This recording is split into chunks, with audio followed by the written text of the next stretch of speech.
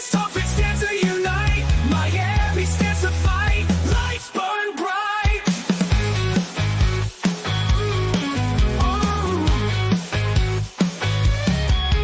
From the water they rise, Phins cut the air. Storming fields. Good evening, Dolphin fans. It's victory evening for the Miami Dolphins. The Dolphins defeat the Buccaneers 20-17. Quinn Ewers with 2 touchdowns, 172 yards. Achin with 83 yards. How about Theo Reese having that big play in the first half? I have an all-star panel here tonight. Of course, the one and only Phins Stanza, joined by Brett Lagasse and Greg Maney, co-host, the hosts of Overtime here, which air every season, every quarter. They have one episode a quarter every 3 months, but they're all here tonight. So we'll have We had a show last Saturday night. We kept it going Saturday night, and we're going to keep going. We're not done yet. Now that, because trust me, off season, we have a lot more to talk about in the off season than we did regular season. That's for sure. But either way, I think everybody had predicted a loss for today, and the Dolphins surprised us and gave us a win. Right now, Miami currently, with this victory and the way things have played out, currently have the 12th overall pick in round 1. For those keeping score, keeping track, not that it matters. We'll let the season play out. Because the way I feel, I think Brett and I have been on that thought process before. It doesn't matter what pick you have; you just have to make the right pick. I know a lot of people, I want that top 5 pick. You could have the top 5 pick. You can still trash it. We've done it before. We've had a 5th pick and we trashed it. So I'm okay with whatever position we have. But for those keeping score, we are currently at the 12th spot. But again, Miami winning 20-17. And we'll go around, just say hello to the fellas and their quick game reaction before we get deep dive into the game.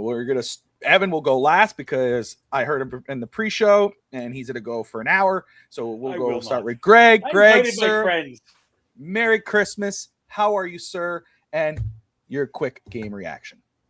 Merry Christmas. Nice talking to you again, Bobby. It's been a little bit. Yes, sir. But Merry Christmas to everybody out there who's listening as well. Happy New Year. You know what? It was a fun game to watch. For me, the defense stepped up and made plays when it had to make plays. I mean, Baker Mayfield still threw for over 300 yards, but for the most part, they contained the running game and they limited it points. They had a couple turnovers. Special teams played pretty well, and Ewers didn't do. Ewers played a solid game, but what I really liked about it is he made some big boy NFL throws. That first touchdown was a big boy NFL hole throw, okay? And it's not something that we've seen for a little while with Tua. Tua struggles making those type of throws. And with, Ewers has an NFL arm. He made an NFL throw. I think there is something to work with. And that's what that's what I've seen over the last couple of weeks, is basically Ewers has some tools that you can work with in the NFL. I love it. I love that. I love the vibe we got going in here. Hopefully that stays a positive, good vibe as we celebrate a Dolphins win. Hopefully that vibe continues. Hint, hint, hint, hint. Canadian in the corner. Brett, my brother, it's been a little bit, my man. Merry Christmas to you. Always good to see your face. How are you and your quick game reaction? Merry Christmas, you guys. I'm good. I was actually surprised we won this game, to be honest with you. I actually was thinking it was going to be another lopsided loss, but I also thought that because last week and this week, like I was telling you guys, I saw a lot of youth, a lot of younger guys getting a lot of playing time. And so like I was saying, it's not an impressive win, but it was a good win. And I think they got some evaluations. I think some young guys stepped up. Jason Marshall stepped up. I really like what I've seen out of him this year in spurts. I think there's some development there. I think it's pretty typical Dolphin stuff. Like we see day 3 guys and undrafted guys kind of like start molding into the roster a little bit and be like guys that are good fits for like special teams and depth. And Malik Washington, I thought was kind of an unsung hero, especially on special teams with the big return and a couple of big plays on offense. I thought that that Quinn Ewers showed some flashes again. His confidence in his arm angles. He's got that baseball approach when he throws. He's always been a confident kid. I mean, this kid was highly recruited out of high school, and they took him. He was going to go to Ohio State bypass his senior year in high school to prepare. So like the only thing about Quinn Ewers I didn't like was that he came out early. I thought he should have stayed another year. I thought he would have been, maybe transferred and kind of showed what he could do and then get drafted higher. But I do think there's some development, and like I keep saying, I think there's at least potential for him to be at the minimum to be like a good solid backup in this system or a similar system at worst. You know what I mean? So feel like there's something to work with, and I feel like they're doing a good job. I feel like this week, last week, we got a good look at like some guys for next year, so we know kind of going into next year what we have, whether it's the staff we have now or somebody else. But I do like a little bit of the resolve of some of the young players. I think some guys showed themselves, they're probably not here for the future, but I thought the young guys, especially Biggers and Phillips, I thought they did a good job today. So I thought overall it's a good team win. All three phases played decent. Second half, I feel like the defense came up with some big plays, and that was nice to see. 100%. I love it. I love it. Let's see if this positive vibe continues. This is great. 2 out of 3. Let's keep it up. Well, actually, 3 out of 4, because I'm positive, brother. We won. I love the fight we showed. Let's see if it's 4 out of 4. Finstanza, sir, I already said Merry Christmas, Happy Hanukkah. We got through all that already. Your quick game reaction. God help us, we'll be gone for an hour. And then mute my mic. Overall, the first half went exactly as I anticipated. Quinn Ewers threw an out, which I have not seen a quarterback on the Dolphins throw in a couple of years. It was actually nice to see. I like the way that Quinn Ewers stands in the pockets, not afraid to get hit. There was a play where he was almost going to get sacked, but he still got the ball out to Greg Dulcich. By the way, guys, you like that throw, Greg? The one he threw to Dulcich for the touchdown was an excellent throw. That was a quarterback throw as well. I think that was his best throw of the game, actually, because that was in a tight window. Overall, Quinn Ewers impressed me in the first half. I think they misutilized him in the second, but overall his performance was great. I really do believe that this is a game that Tampa had to have to not make next week's game such a crapshoot. But luckily for them, Seattle beat the Panthers, so that's going to be an interesting game. Obviously, that's going to be 2 important games next week that will actually have division ramifications for the Ravens and the Steelers. By the way, Bobby, I told you about the Steelers. I told you they would blow chunks in Cleveland. I told you could be careful with these divisional games. And Aaron Rodgers and Mike Tomlin pooped the bed there. But no, overall, Zeke Biggers has developed very well over the course of the season for a 7th-round pick. Jason Marshall playing on the outside, not being forced to play nickel, was very impressive. I like the way that I like the Ashton Davis. I like the fight of Jack Jones. The man never gives up, even when he misplays and there's a busted coverage. He never gives up. Rasul Douglas has been as advertised. Mike Evans was really not a factor except when you threw the ball about 10 feet in the air like he was Darren Waller. Outside of that, overall, I was impressed by the rookie class that got drafted. But the most impressive for me at all, if you really think about it, were our running backs, because they going against the seventh in terms of where they were utilized. I think they were misutilized, and I think that the running game was overused today, but especially in the second half. But I didn't expect these 2 guys to be able to break tackles the way that they do. A lot of their plays, a lot of their extended runs were not where they had a sea of an open sea. They had to break tackles. They had to make people miss. So I was very impressed by Jalen Wright today. Devon Achane, just his ability to break tackles for a small guy was impressive. Patrick Paul was okay. Savaniah was okay. Andrew Meyer for an first game played well. The right side wasn't talked about today, so I guess they pretty much did their job. Riley Patterson, I think, has basically taken Jason Sanders' job from him because he'll be cheaper than Jason Sanders. I think he's done an excellent job so far this year. So overall, it's a good team victory. I would have preferred it to be 20-10 versus 20-17. I think someone fell asleep at the wheel in the fourth quarter. But overall, it's a team win. The only negative factor for the entire course of the game, and I will say this, the only negative times we're having to look at Mike McDaniel and Tua. I don't understand why the broadcasts need us to see these 2 boneheads on the sidelines on a regular basis? Can we focus on Quinn Ewers, Devon Achan, and the people who are actually doing well in the game? I don't need to see the two guys who have destroyed this franchise on a regular basis on my television screen. See, a game was positive. The view, and by the way, I have a buddy who was at the game, guys. He said the atmosphere was good in the stadium, but I'm telling you, for a snowbird game, unlike the Green Bay Packer game and in the past and other games where they've had games around like the snowbird time, there was too many empty seats in that stadium. Like I don't remember the last time I saw that stadium completely full, and that's just a testament to the performance on overall of the franchise. Like. You go watch all these other teams that are winning, and you can't find an empty seat in Buffalo. Can't find an empty seat in Green Bay. You can't find an empty seat in SoFi. That's the only disappointment. Every time I look up, I see more red today than I did blue. I saw aqua today. Well, I mean, the Dolphins were 6-9. I mean, right? So, I mean, that's obvious. When you're a terrible team, it's hard to make your fans. But that's been like that for years, Bobby. Even when yeah, but what are we gonna do? We're gonna nitpick. We know it sucks, and no, it's a bad thing. Like that's always disappointing. It is what it is. You know what I mean? But I'll tell you what I love. That I saw from the Miami Dolphins today. Fight. They showed some fight for a team that has nothing to play for. They were showing something to play for. And I will tell you, not at one point, not at any time. I don't care what the score says. It says 20-17. I see Baker Mayfield's numbers at 346, 2 touchdowns.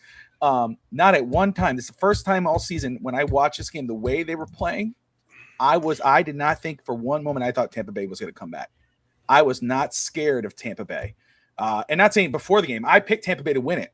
But watching this game, watching the tale of two teams there, the Buccaneers, the way they were playing, the way the Dolphins were playing, it looked like the Dolphins were playing for a division game. It looked like they were trying to chase for a playoff spot.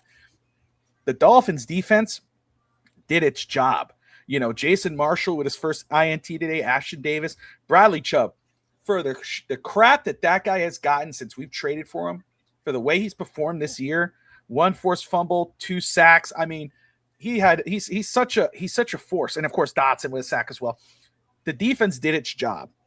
Quinn Ewers, this has nothing to. When the way I'm going to say this is not a knock on Tua for those who might get their panties in a bunch about it, whatever.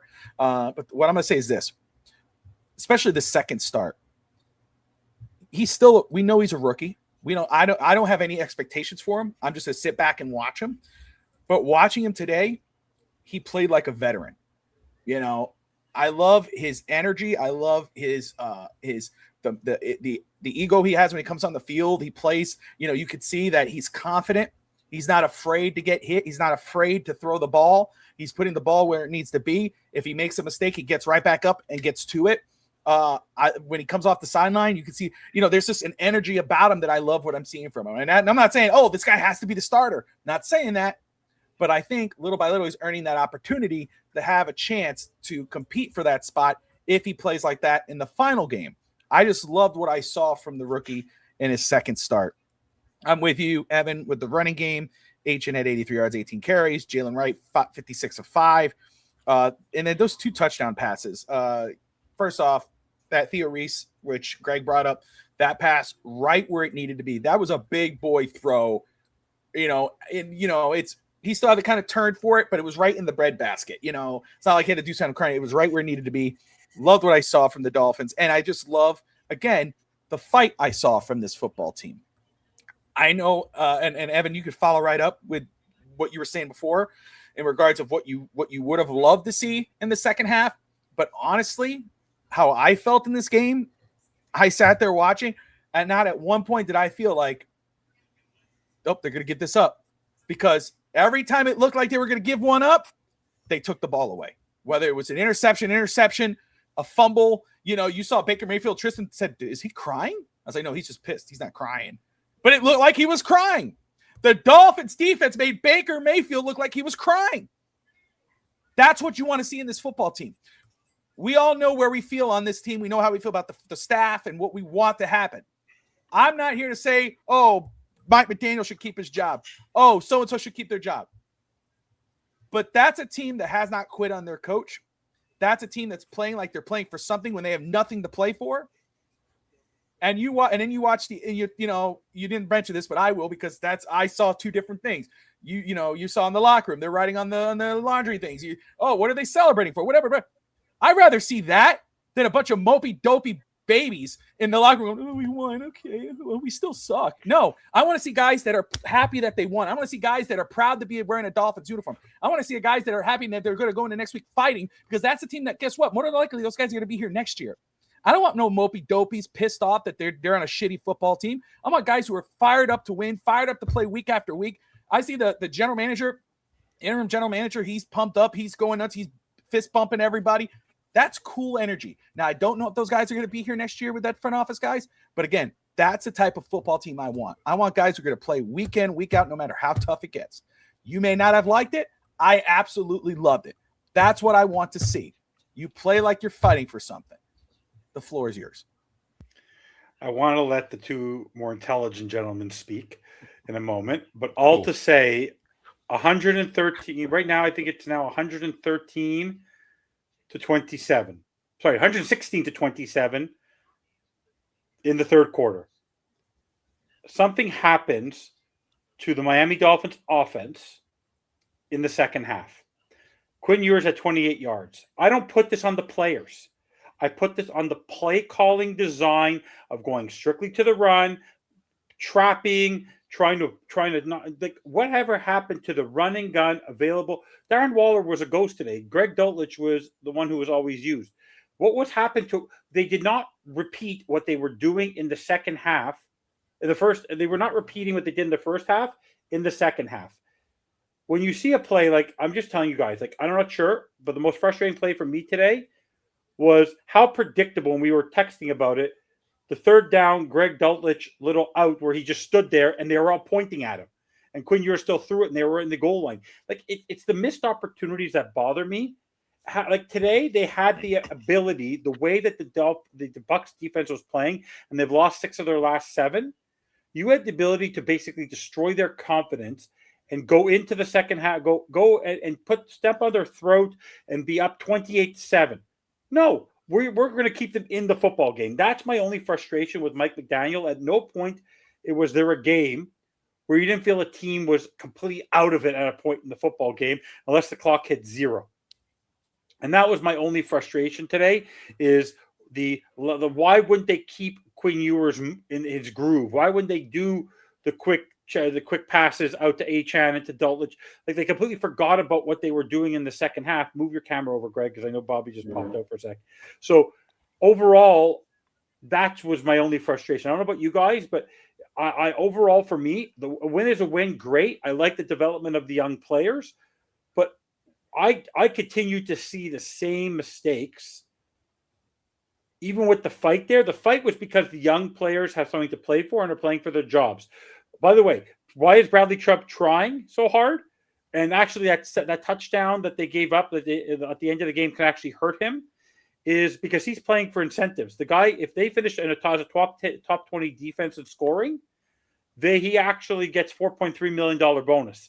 So the man needs the team to not allow a score. So they actually hurt him by doing that. So overall, the defense did its job. I think there was just a busted coverage, and it is what it is. But it was too close for comfort for no particular reason. Like, the Bucs did not play like a team that was fighting for their playoff lives today, and they just looked like a hot mess for the last 7-8 weeks. So for me, overall, I just was not impressed by the coaching. I'm not the players. I was not impressed by the second half coaching, which has been a consistent problem all season. It wasn't like that previous year. If they've been bad, they've been bad all game, or they blew football games. But this is something brand new, Greg and Brett. Whoever wants to go first. But overall, the overall concept of how they play in the second half is really concerning to me.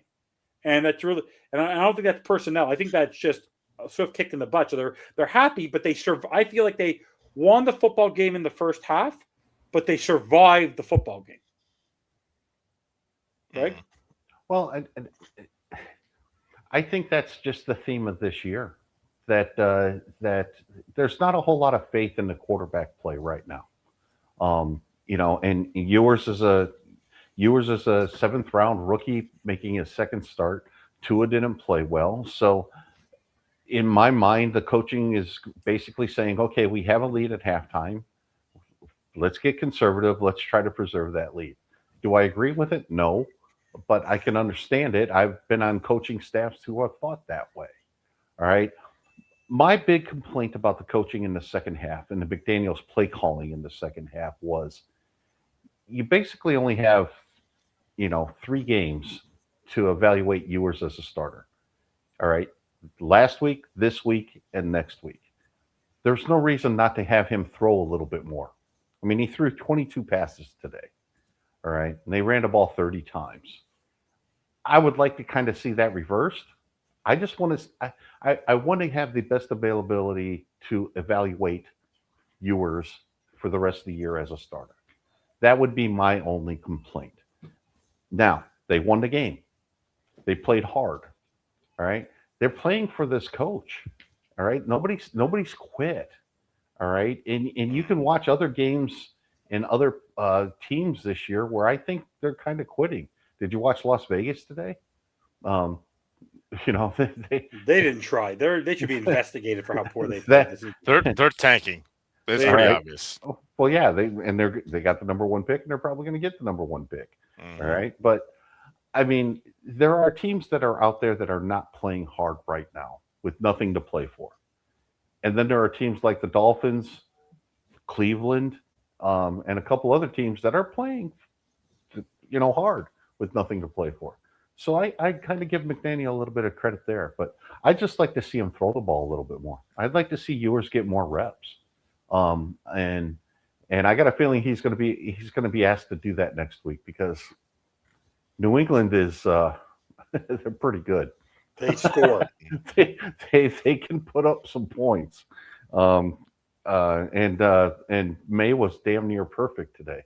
I think he had first a quarterback I think rating. ever. I think it's the first quarterback ever to go have 90% completion percentage and 5 touchdowns.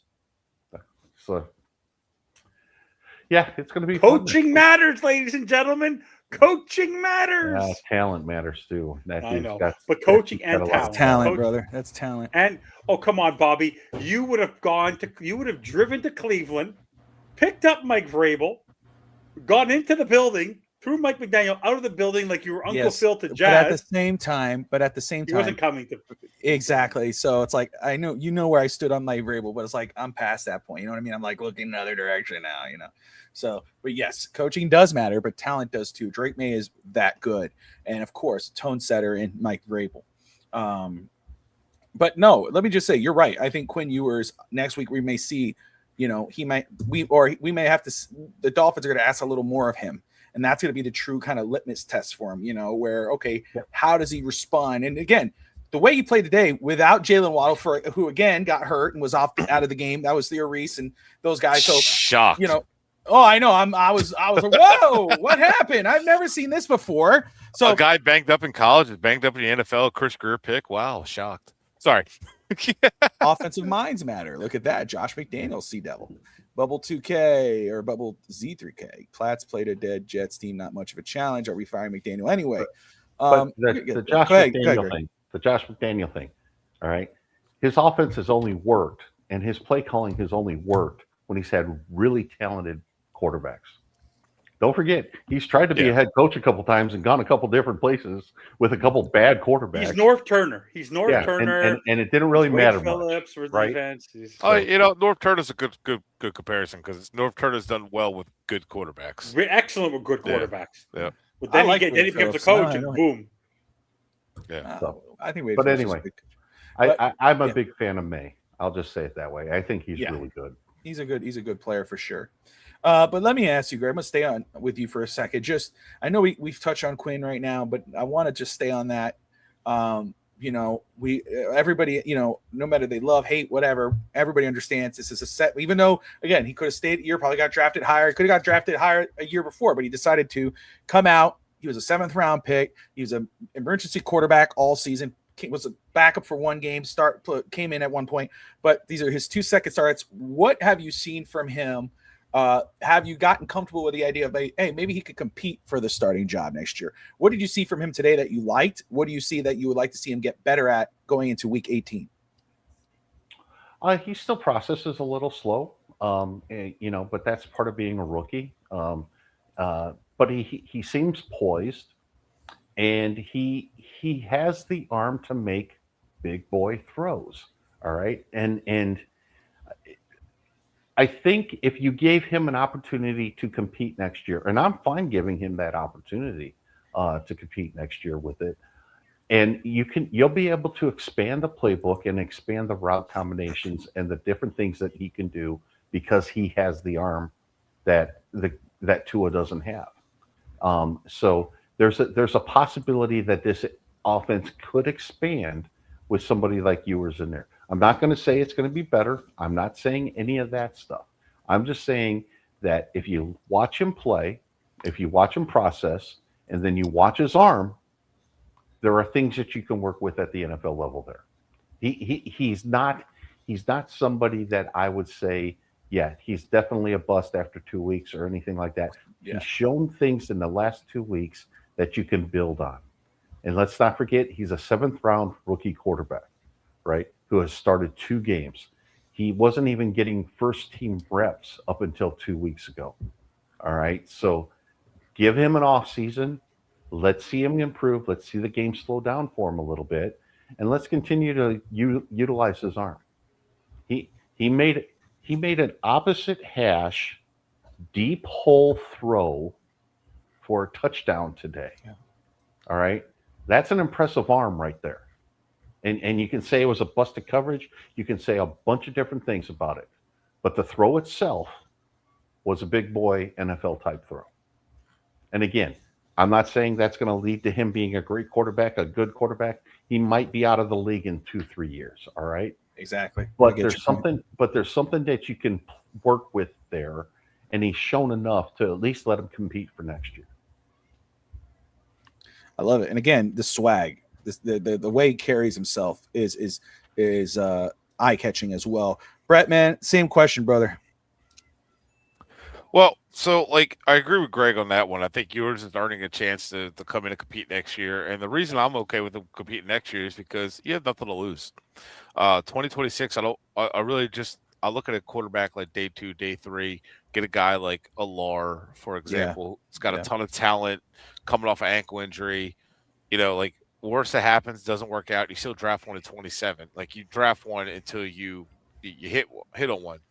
But I think Ewers at least has shown, like Greg's saying, he's shown the ability to make the NFL throws. Like what people don't understand, one of the hardest throws in the NFL to consistently make is outside the numbers, especially opposite hash, the out routes. Those are hard to hit without a good arm.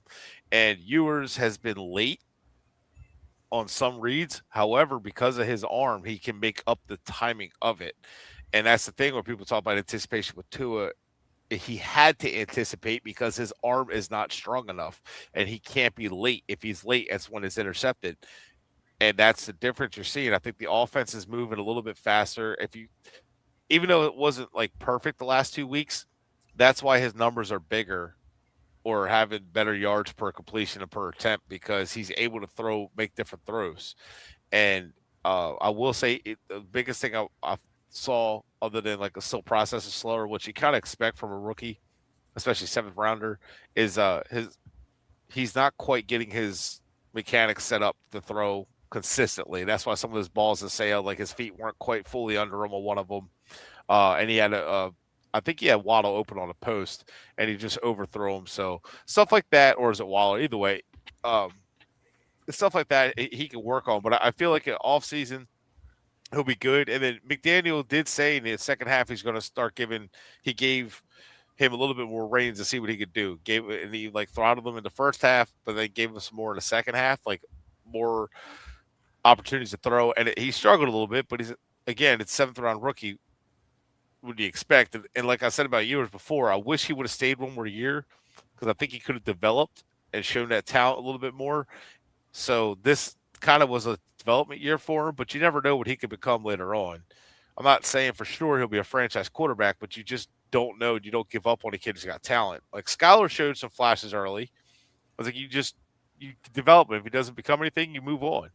But the thing is, we have to be ready to move on and still draft a quarterback. But and the other thing I'll say, what to reinforce what you said, Brett, he missed some throws today with the correct read, but bad mechanics led him to missing the throw. Mm-hmm. Right? You can correct the mechanics thing, but what Easy. I like to see is him making the correct decisions. And has he made bad decisions the first 2 weeks? Yes. Yeah. He's a rookie. He's seeing a lot of this stuff for the first time. But he's also making good decisions and not executing throws, which means once you get the fundamentals and the footwork and the mechanics correct, he'll start hitting those throws. Mm-hmm. And please don't take this the wrong way, all right? But this was Josh Allen his rookie year. Josh Allen was reading defenses and making the right decisions, but his mechanics were so bad he wasn't executing the throw. Right. Almost like the 2-point conversion today, where his mechanics were off and he missed the open throw, but he made the right decision, right? I'm not saying yours is going to be that good. Don't get me wrong, all right? I'm not saying that. But when you see a young quarterback making right decisions and not executing throws, you're saying, I can work with that. I can help improve his mechanics and his footwork to make it so that he starts hitting those throws. And if he doesn't, then you basically get rid of him, right? Right. I mean, there's nothing here, but the decision-making process as a rookie is almost as important or more important than actual completing passes at this point. Yeah. And there's a couple things that like you can't teach in quarterbacks, and they have to have it or they don't. It's confidence, unwavering confidence, and Carson Palmer's brother, Jordan Palmer, talked about that. Like a quarterback has to have unwavering confidence. He can't look at himself after a bad game and say, "Do I suck?" or "Man, I'm no good." He has to look at himself like, "I might have sucked today, but I need." Like Joe Burrows said that against the Steelers, he goes, "Nobody's winning the way I'm playing." He's not saying I suck, just the way I'm currently playing. I'm not playing good enough. It was a self-evaluation, not destroying himself. So you can't teach a confidence. His size is fine. His arm is more than enough in the NFL. Definitely has NFL arm, and he has arm angles and arm talent. He's also quick feet and nimble enough to maneuver. It's just the stuff you can't teach is the arm. You can't teach the mentality of how to just be confident, how to be that confident leader. And he seems like they said he was there. He's always there early watching film and studying. Like he's almost like he's obsessed. Like you can't emphasize that enough. You need those guys who you have to kick out of the film room, that you have to say, all right, go home and sleep at some point. You know, the guys you have to kick out of the facility say, go home and get some rest, spend time with your family. Like the guys that are always there. And if he's like that, that can make a huge difference. Again, not saying he's going to be a franchise quarterback, but those things you can't teach. So it's nice to see a young guy with that, and at least maybe he can become a quality starter, backup, whatever. Evan? Overall, Quinn Ewers, it almost looked like it almost looked like he didn't even look like he was stepping into stepping into. You know, when you throw like a baseball or you throw a football, you're gonna a couple weeks ago, like looked like he was putting everything he had, including everything, and he couldn't move the ball 10 yards. Like Quinn Ewers, his throw, even when he overthrew a ball or threw it into double coverage, it looked like he wasn't putting effort. He has a good NFL arm. I think he has a lot to develop in terms of a quarterback. I don't think Darrell Bevel is the right guy to teach him, because look what he's done with Tua.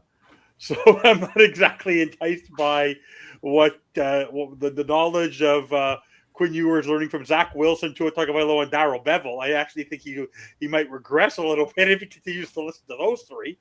But no, overall, the quarterback play, I think he has the ability to compete for next year's position.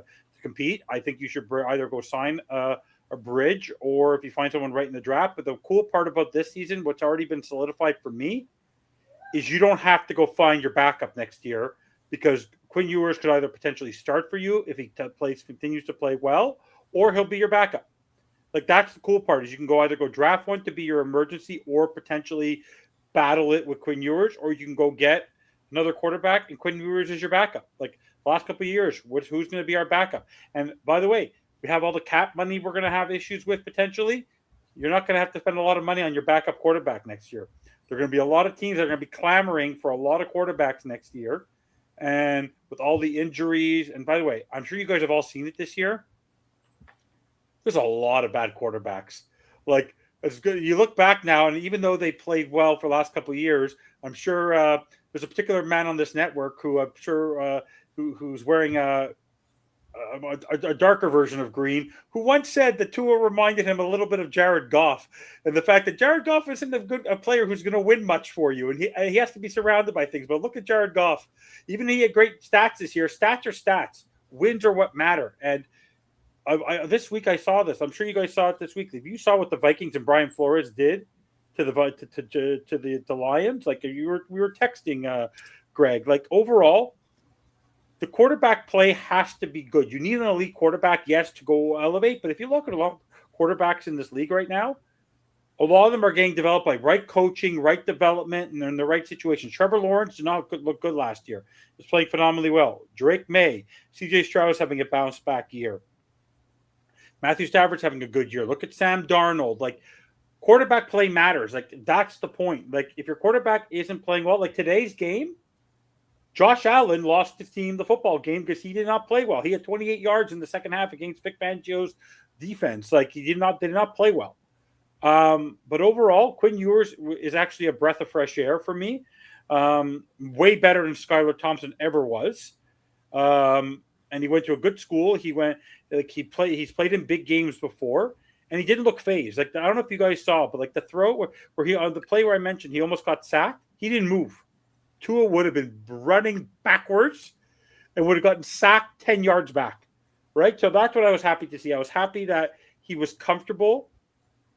And also, did you see his reaction? Like, he actually dove for the first down. He didn't slide. He dove.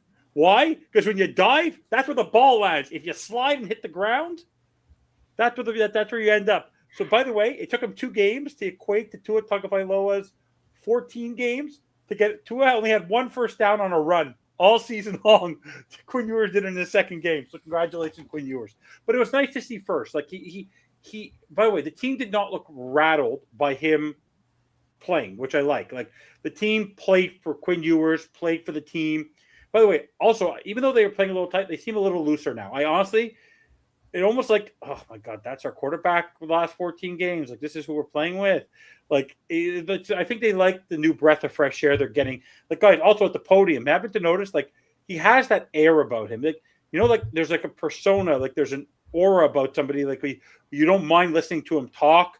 Like, you hear Mike McDaniel, and actually Barry Jackson guy said it, like, I'm sick if I don't want anyone in the building that thinks pressures are good. You know, often Mike McDaniel talks about getting pressure, or we want sacks. We want game-changing plays, because I mentioned this guys earlier, like team needs and all this. We'll talk about after, but I'm tired. I like people who have that confidence in them. And I don't know if you notice about, like, you look at Quinn Ewers, guys. Even though it's only second start, there's an air of confidence about him. It's not cockiness, but he looks comfortable. Yeah. I like the aura. Like him. I said, at the podium, Yep. he looks. Skylar Thompson did not look like that.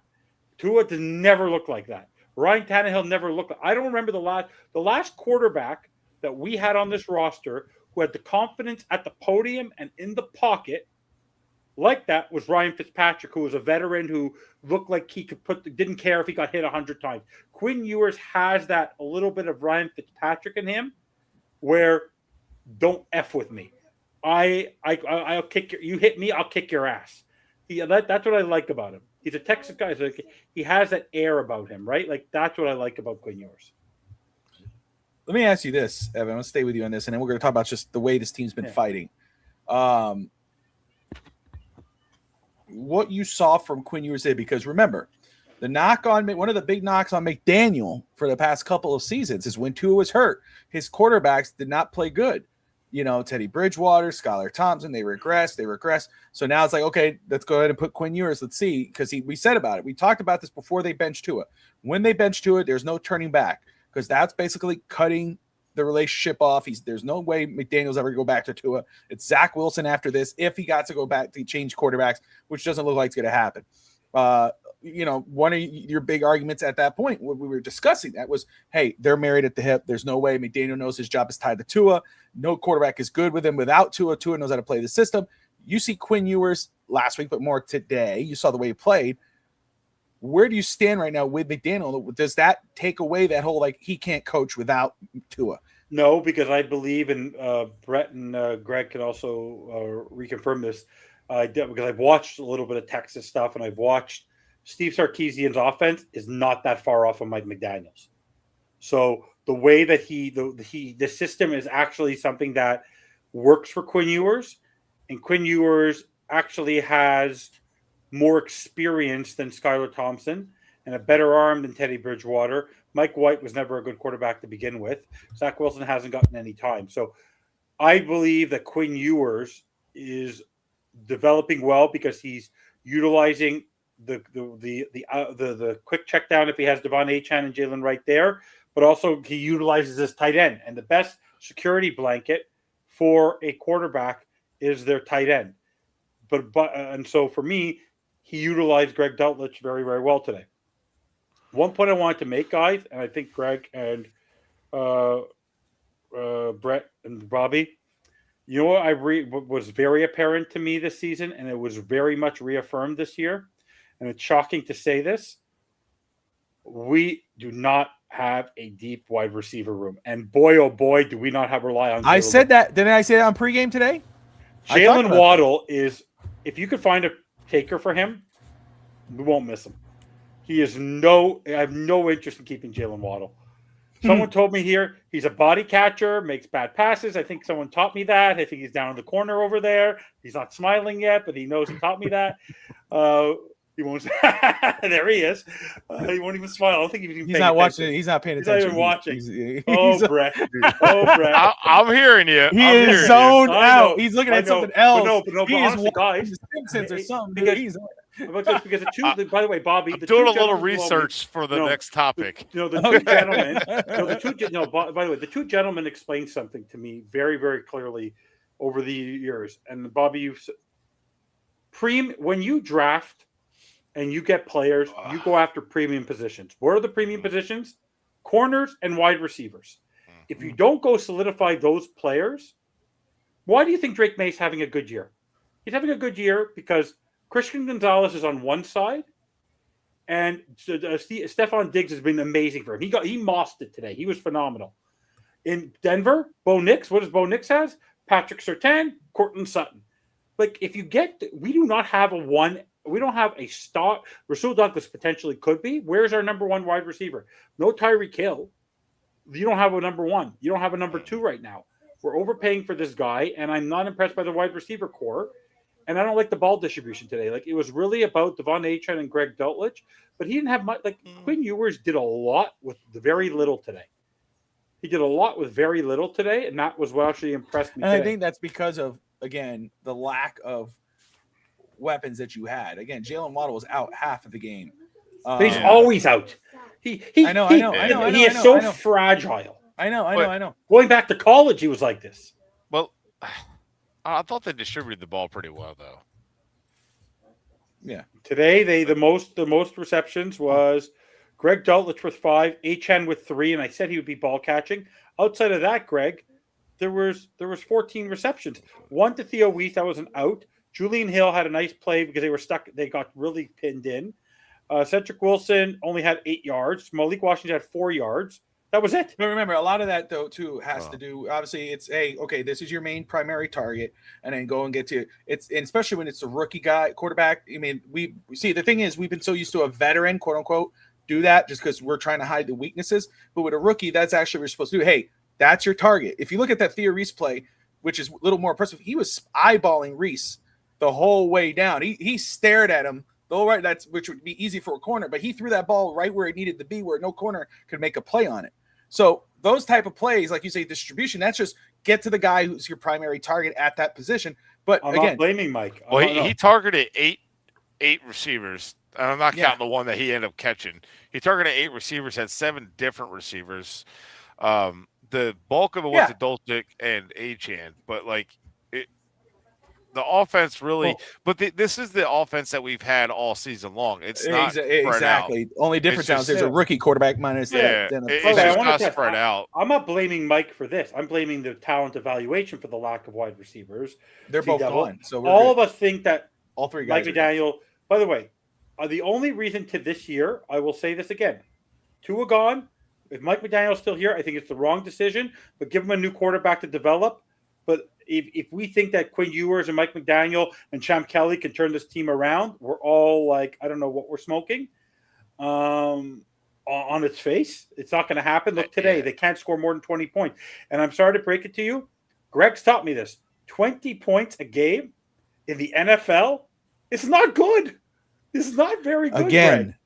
But again, you No. see that's not fair though. But that's not fair because again, this was a 7th round, 3rd string Oh. quarterback. Hold on. I disagree with that Th- completely. this is a 7th round, 3rd string quarterback rookie playing and Yeah. a depleted offense that a team that's supposed to have nothing to play for Yeah. won, and a team Yes. that had nothing to play for. No, They said, great. I don't look at this game and go, oh man, they only scored 20 points. This is trash. No, this is holy shit. I'm sorry. They scored Look at 17 in the this. first half. That's This my is point. this Doesn't is like matter. back A to win's a what win. like That's a win. what Greg and I said against with the Steelers game. When I said I think the Steelers win, I forgot what I thought the prediction was, and Greg said he said, well, whichever team scores 20 will win that game. Will win the game. And because neither team was all that great, and it's kind of like this week, it's whichever team got to 20 won the game, and we saw the talent, we saw the but just at the end how close it got with seconds left, and then onside kick. Luckily, HN got it. Like it was like, oh man, this is about to happen. But we just saw the razor thin depth of this team at all premium positions, at edge, at secondary, at wide receiver. And it's like, the quarterback played well the second half. In the second half, he made plays when he had to, but honestly, that the second half definitely wasn't great. But the way the defense played really kind of changed it. The offense had 10 points off turnovers. I want to say they had 10 points off turnovers, and then one drive was like a 3 and out. But overall, though, like this team is just young. Like I've said, they're just using a lot of their youth, their backups. Like Cedric Wilson got way too much playing time. Julian Hill is still getting too much playing time. I agree with that. Dolchik is I like getting Dolchik more time because I think there's a future spot for him, and that's Julian Hill's spot as like number 2 tight end. And I think they just need to go ahead and find another tight end because Darren Waller, I don't know why we're not using more. I would like to see Waller come back next year, but I don't think he will. Because I think it's going to all be developing next year. But overall, the team, I know it wasn't great, but to me, you took your $50 million quarterback that was overpaid, put him on the bench, and your offense is pretty much doing the same as it was as far as scoring wise and moving the ball, and you're still having drives stalled. But you have a rookie quarterback who's making throws that he couldn't make, and an undrafted receiver making a huge play. So it's like you're starting to see, like, well, wait a minute, Ewers is doing that with nothing compared to what Tua had to work with the healthy Jalen Waddle, with the Tyreek Hill, and he started the year with the healthy Jalen Waddle and with the Tyreek Hill, and was still awful to start the year. So there really was no excuse, and he just continued to go backwards all year, where Ewers is doing well with nowhere near as much talent. And it just kind of shows you, if you have a good quarterback, and I kept saying this, with the receivers we have, a good quarterback can still move the football with said receivers. You put Josh Allen, like Josh Allen's receivers are not that good. Like his receivers are not that good. And like you put him in our offense, and the offense will be night and day difference. Run game would be different. Run game would be even better. Because he's just going to affect the run game. He's going to affect the pulling the defender out. So again, it's the effective quarterback. So, but yeah, we have thin corners. We have thin wide receiver, thin edge rush. All the premium positions are depleted and awful. And no, offensive line and defensive line are not premium positions. And by the way, Greg, our biggest weakness is on the defense, Brett, and we talked about this on overtime. Dotson, who did not have a good season last year, has been great. and Jordan Brooks. Like, I never would have thought that as bad as the linebacker position was in like 2-3 years ago, Yeah. it's actually a strength of the defense now. They're not a problem. Dotson's going backwards now in coverage. Yeah. He's been leaving guys So out. Yeah. I want to talk about, because I see some comments on McDaniel and in the comments there a little bit here and there. One says McDaniel should come back. McDaniel hasn't had his full cupboard. He's gone anyway. Is he gone anyway? So I want to ask, because I think Brett brought this up earlier. I did. The one thing that's noticeable, I'll start with Greg, and then Evan and Brett can follow up, or Greg, Brett, and Evan. But that's one thing for sure. Like, we talked about the fight of this football team.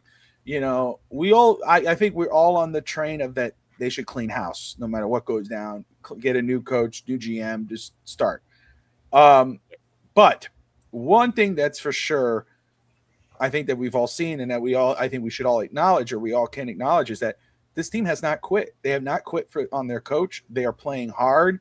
They still play maybe the benching of Tua gave them a shot of adrenaline. Like, holy, he actually did that.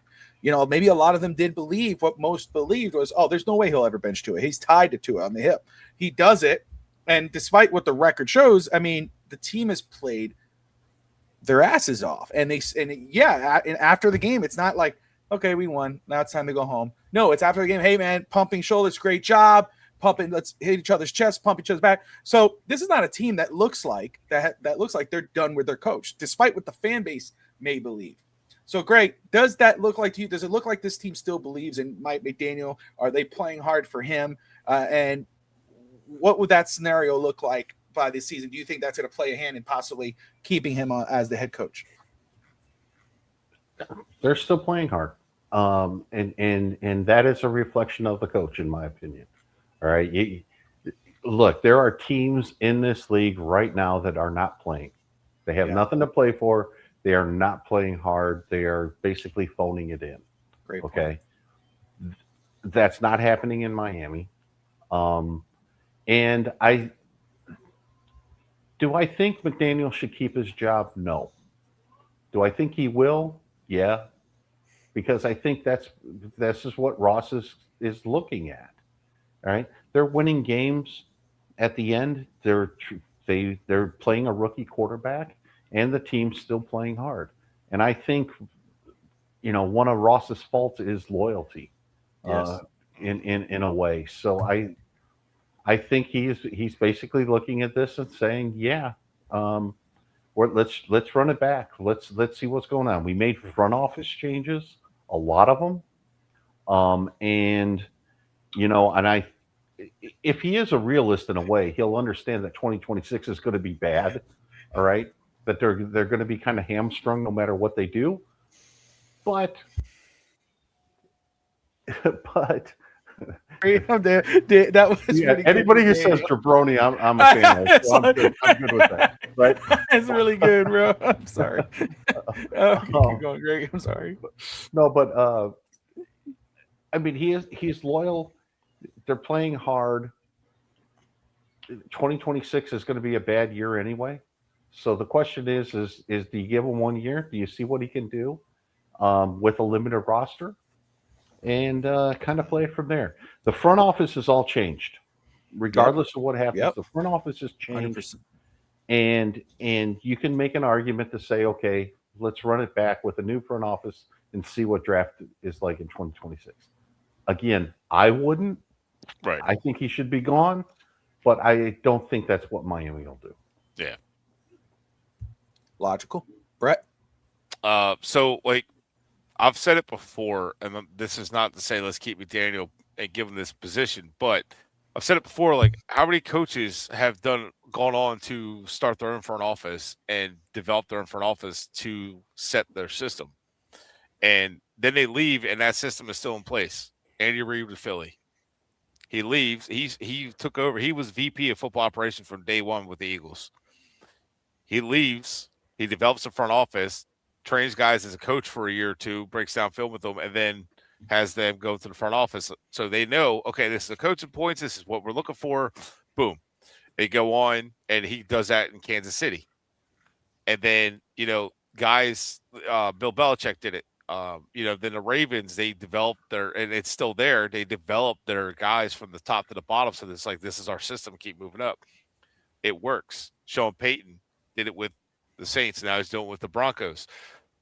Could it work? Yeah, like Greg said, the front office is different now. They got rid of guys that have been here since the 90s that like didn't grow and adapt and the issues we've had. They're gone. That's something that Ross has never done. He's never fired that deep. He's just fired a GM and just kind of brought him in. Chip Kelly was brought in this year, cut his teeth with the Shanahan system. In March. Right. Very well could have been McDaniel bringing him in as his guy because he got tired of arguing with Greer when Greer's like, oh, no, we're going to draft my son's roommate who sucks, and then we're going to blame Vic Fangio that said, oh, Vic Fangio hates Cam Smith. No, Vic Fangio didn't like the roster. And then although after Vic Fangio's fired, Greer's like, oh, maybe he was right. We do need to fix all this. So it's like it gets tiresome where your coaches are just not being heard. Who knows the talent better? The coaches do. The coaches know what system they want to run. They know what they're looking for. They know what they want to do. Draft it. So, like, go get the guys to do it. So, would I do it? Would I keep McDaniel? No. But in theory, what could be happening is McDaniel could be basically being the de facto VP where it's like the GM works for me. The guys being hired are going to be guys that work for me. They're going to know our system. They're going to come from the McDaniel tree or the Shanahan tree, and they're going to develop our guys. This is what we're looking for. This is what we want.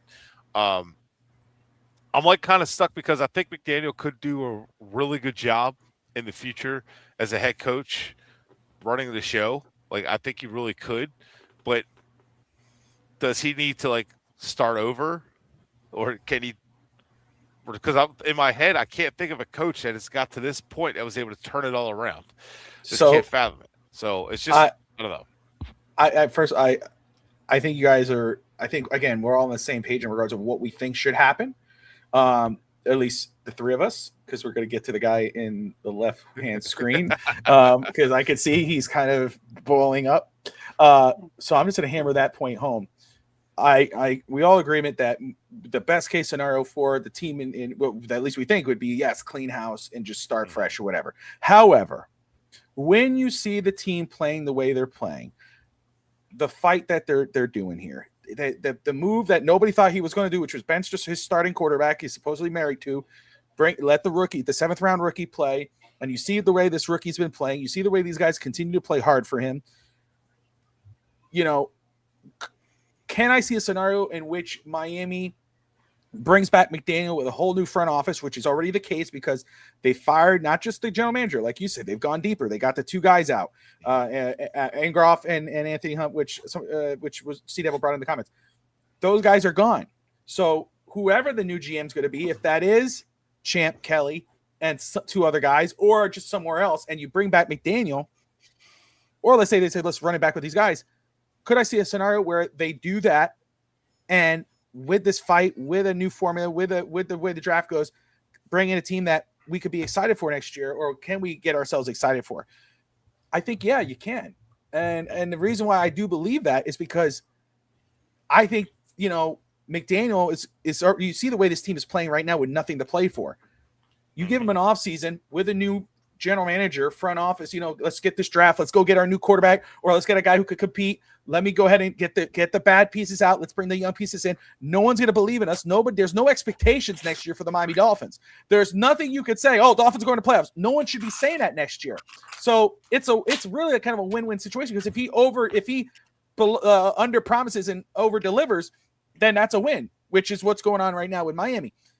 I think there is a scenario where he could come back and with a new general manager and everything and be fired up. And we might say, damn, wait, okay, he needed this year. He needed to get Greer out of the way. He needed to get the staff out of the way. Yes, for me right now is, yes, I would like to see, we're going to go ahead and bring a new coach, bring a new front office. It's a clean slate. But would I be upset if Ross, after week 18, says McDaniel's coming back? Really? No, I could talk myself being, okay, let's give it one more year, you know, with a new quarterback, with a new front office, and let's see the type of team they could build in an offseason. And, you know, McDaniel's going to say, we have something to play for. We're playing for my job. We're playing because nobody believes in us. They shouldn't. So yeah, I could talk myself into a scenario where I'm okay with McDaniel coming back because of what you're seeing right now with this football team. They have nothing to play for. This season should be a wrap. And Greg brought up a great point. Brett's bringing that up. You look around the league, and there are teams that are in the same boat as Miami. Nothing to play for. There's no play. And you could tell these guys have quit. They do not want to play for their coach. They don't want to play for the wins. They don't care about the fans. They don't give a damn about nothing but the paycheck. You can't say that about the Miami Dolphins.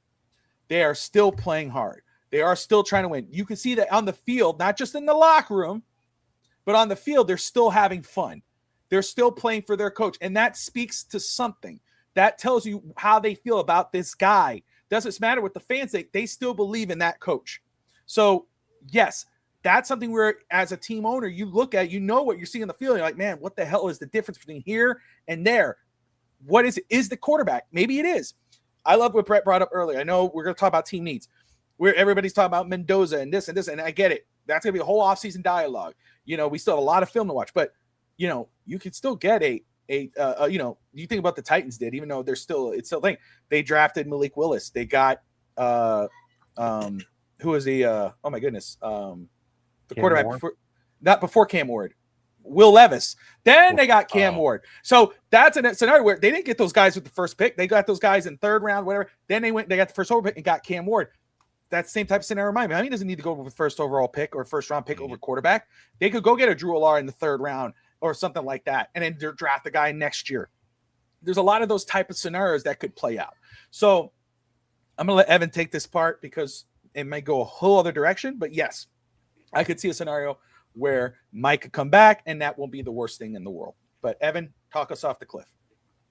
Unless he totally shocks us with this, what he's going to follow. Brian Flores had 2 winning seasons, 1 losing season. Mike McDaniel will have 2 winning seasons, 2 losing seasons. When the team was worse roster-wise, even the team today has more veterans and more established football players than the teams of 2019 to 2022. 2019, 20, 21. For me, if they bring back, I already predicted this. Ross is his goal is to make us all miserable. All he cares about is the F1, the tennis, making money. He doesn't care about the football team. He doesn't give a crap. I honestly don't think he cares if he wins or not. He just cares about making money. So for me, Champ Kelly will be the general manager. Mike McDaniel will be the head coach, and we'll have a team that is 8-9, potentially 7-10. So basically, we staggeringly got worse as a football team. And stop blaming the injuries. Stop blaming all this, because I know the people who are big McDaniel fans. It's all great. What is the key difference? And this is not a trick question to the three of you. What is the key difference between the teams that are winning divisions and in the AFC this year and the NFC? That, let's think about it. But Denver, young quarterback, veteran head coach. New England, young quarterback, veteran head coach.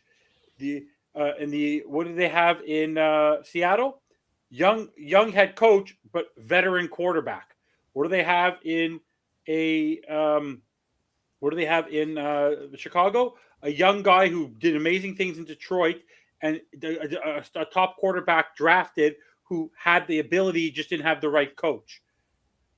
Matthew Stafford, veteran quarterback, with a coach who's really developed over the years. Look what Kyle Shanahan is doing. And Kyle, by the way, as much as the people in the comments like Daniel C. Devil want Mike McDaniel back, look at the record. No Fred Warner, no Brendan Ayuk, no Brock Purdy. And with Mac Jones, they're fighting for the division lead, Kyle Shanahan. For me, it's about a cleanse and a redevelopment. I've already made this prediction on the show. Mike McDaniel should go away, become an OC, get a new job in the future as a head coach, the same way Brian Flores will, and he will be successful. The problem is that he's already welled out his welcome with the fan base, and he continues to make mistakes consistently. And sorry to tell you this, coaching, speaking matters. Getting your message out there matters. And yes, the team is fighting for him, but he is the person that comes up to the podium. And one of the biggest problems I have is not just how he represents the team on the field, it's also off the field. Like, you beat Buffalo, you are in and you're still like 5-6 games out of 500, and you're trolling them going around to their hangout. Like, the mentality is that they are fighting for participation trophies. Mike McDaniel right now as a head coach is fighting for participation trophies. Yay! We win a game. Participation trophy. He's not the coach right now who's going to take you to the next level and win. And unfortunately for him, I don't think he is deserving, because as much as Sea Devil and Daniel think he's I think he potentially could be a good coach.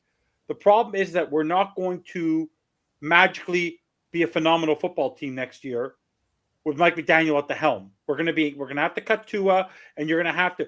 The only person that can turn this around is you hit the luck of the right quarterback with the right head coach and the right talent evaluator in the draft to draft the right players, because we have a lot of draft picks. So for me, I don't believe this team. I believe the team will come back the way that they are with Chad Kelly and Mike McDaniel, because that's the Stephen Ross way. The problem, my biggest problem, guys, that it actually makes Stephen Ross a liar, because the best he can hit this year is status quo, and that's 8-9. That he said status quo is not good enough. So whether Mike McDaniel has performed well today, had a 4-game winning streak against poor other quarterbacks and their backups and all, he has not improved as a head coach. So my number one problem has nothing to do with Mike McDaniel, how I think of him as a person, as a head coach, how he speaks. But the biggest problem I have is 116-27, and the team has consistently gotten worse as a football team over his tenure. So take everything away that I've ever said about him. 116-27 in the third quarter. No points again today. Along with the fact that this team is once again going to have a second consecutive losing season, which did not happen in the Brian Flores era. He only had a losing record in his first year. And by the way, he took a 1-7 and went to 9-8. So it's not just like Mike McDaniel magically took us from 2-6 and 1. Remember this, guys: 1-6, 2-6. Those were his last two records at one point in a given season. A coach does not deserve to keep his job when he's 1-6 and 2-6. Yes, they fight. Yes, they have come back for him. But the fact that he ever allowed the team in 2 consecutive seasons to get into that hole. And by the way, people are going to blame injuries. Every team has injuries. The San Francisco 49ers, without Fred Warner, Brandon Ayuk, and Brock Purdy, we've been in the playoffs, already clinched the playoffs about 2 weeks ago. Okay, I want to say this before we move on, and just the kind of go the other round of it, or the other side of it. I will say it's not status quo, because you're right. No, I don't want to hear anything about injuries. We said at the beginning of the year, no excuses, et cetera, et cetera, et cetera. However, it's not status quo, because he's not going back. And if it is bringing just McDaniel back, it's not doing the same thing over and over again. Because guess what? Big difference here. Greer's gone. We had the biggest Greer fan on the network, which is Brett Lagasse. He doesn't have to hold up his sign anymore. Greer's gone. 2 player personnel, the guys who ran the player to personnel department, who were here for 20 plus years. We talked about Chris Greer being here for 20 years. Those 2 guys that got laid off were also here for 20. Those guys are gone. These guys had a big hand in the way this team was built. McDaniel is a small sliver in this team's history right now. He has not been here long enough to be worried about how shitty this team's been for 20, 30, whatever, how many years they have been. He's a small part of it. He came in with a handicapped with a quarterback who he had to try to bring the best out of, which he did for a short amount of time until he until he totally regressed off the field, on the field, whatever. Fair enough. Okay. He brought the best out of Tua. That was his job. That's what he did. He still was handicapped with Chris Greer. I don't put this roster on Mike McDaniel. I put it on Chris Greer. Yes, you're absolutely right. As the coach, you are held responsible for the record of your team and not making the playoffs. That is on him. However, going into next season, say as the owner or the fans who want to get behind this football team and look at the bright side is, hey, you know what? Yes, Mike McDaniel's still our head coach. Yes, we haven't won a playoff game. But you know what? Hey, guess what? Next year, we're not going with Tua as a quarterback. Hey, guess what? We have a new general manager and a new front office. This is a fresh start. Let's see what McDaniel can do with those guys. Because there are some things that you can look at and go, I like that about him. Yes, we could all joke about the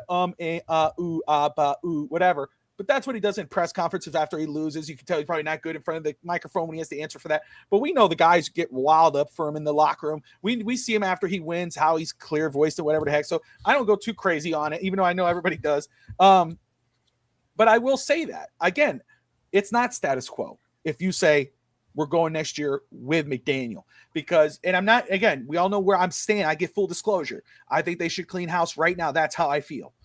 But if by tomorrow Ross comes out with a press statement saying we're going to look for a new general manager, we're going to start this process now, but we are going to remain Mike McDaniel's head coach, nobody should say there, here he does, he's doing it again. The only thing he's doing again is half-passing it, which is what it is. But again, new quarterback, new general manager, new guys running the player personnel department.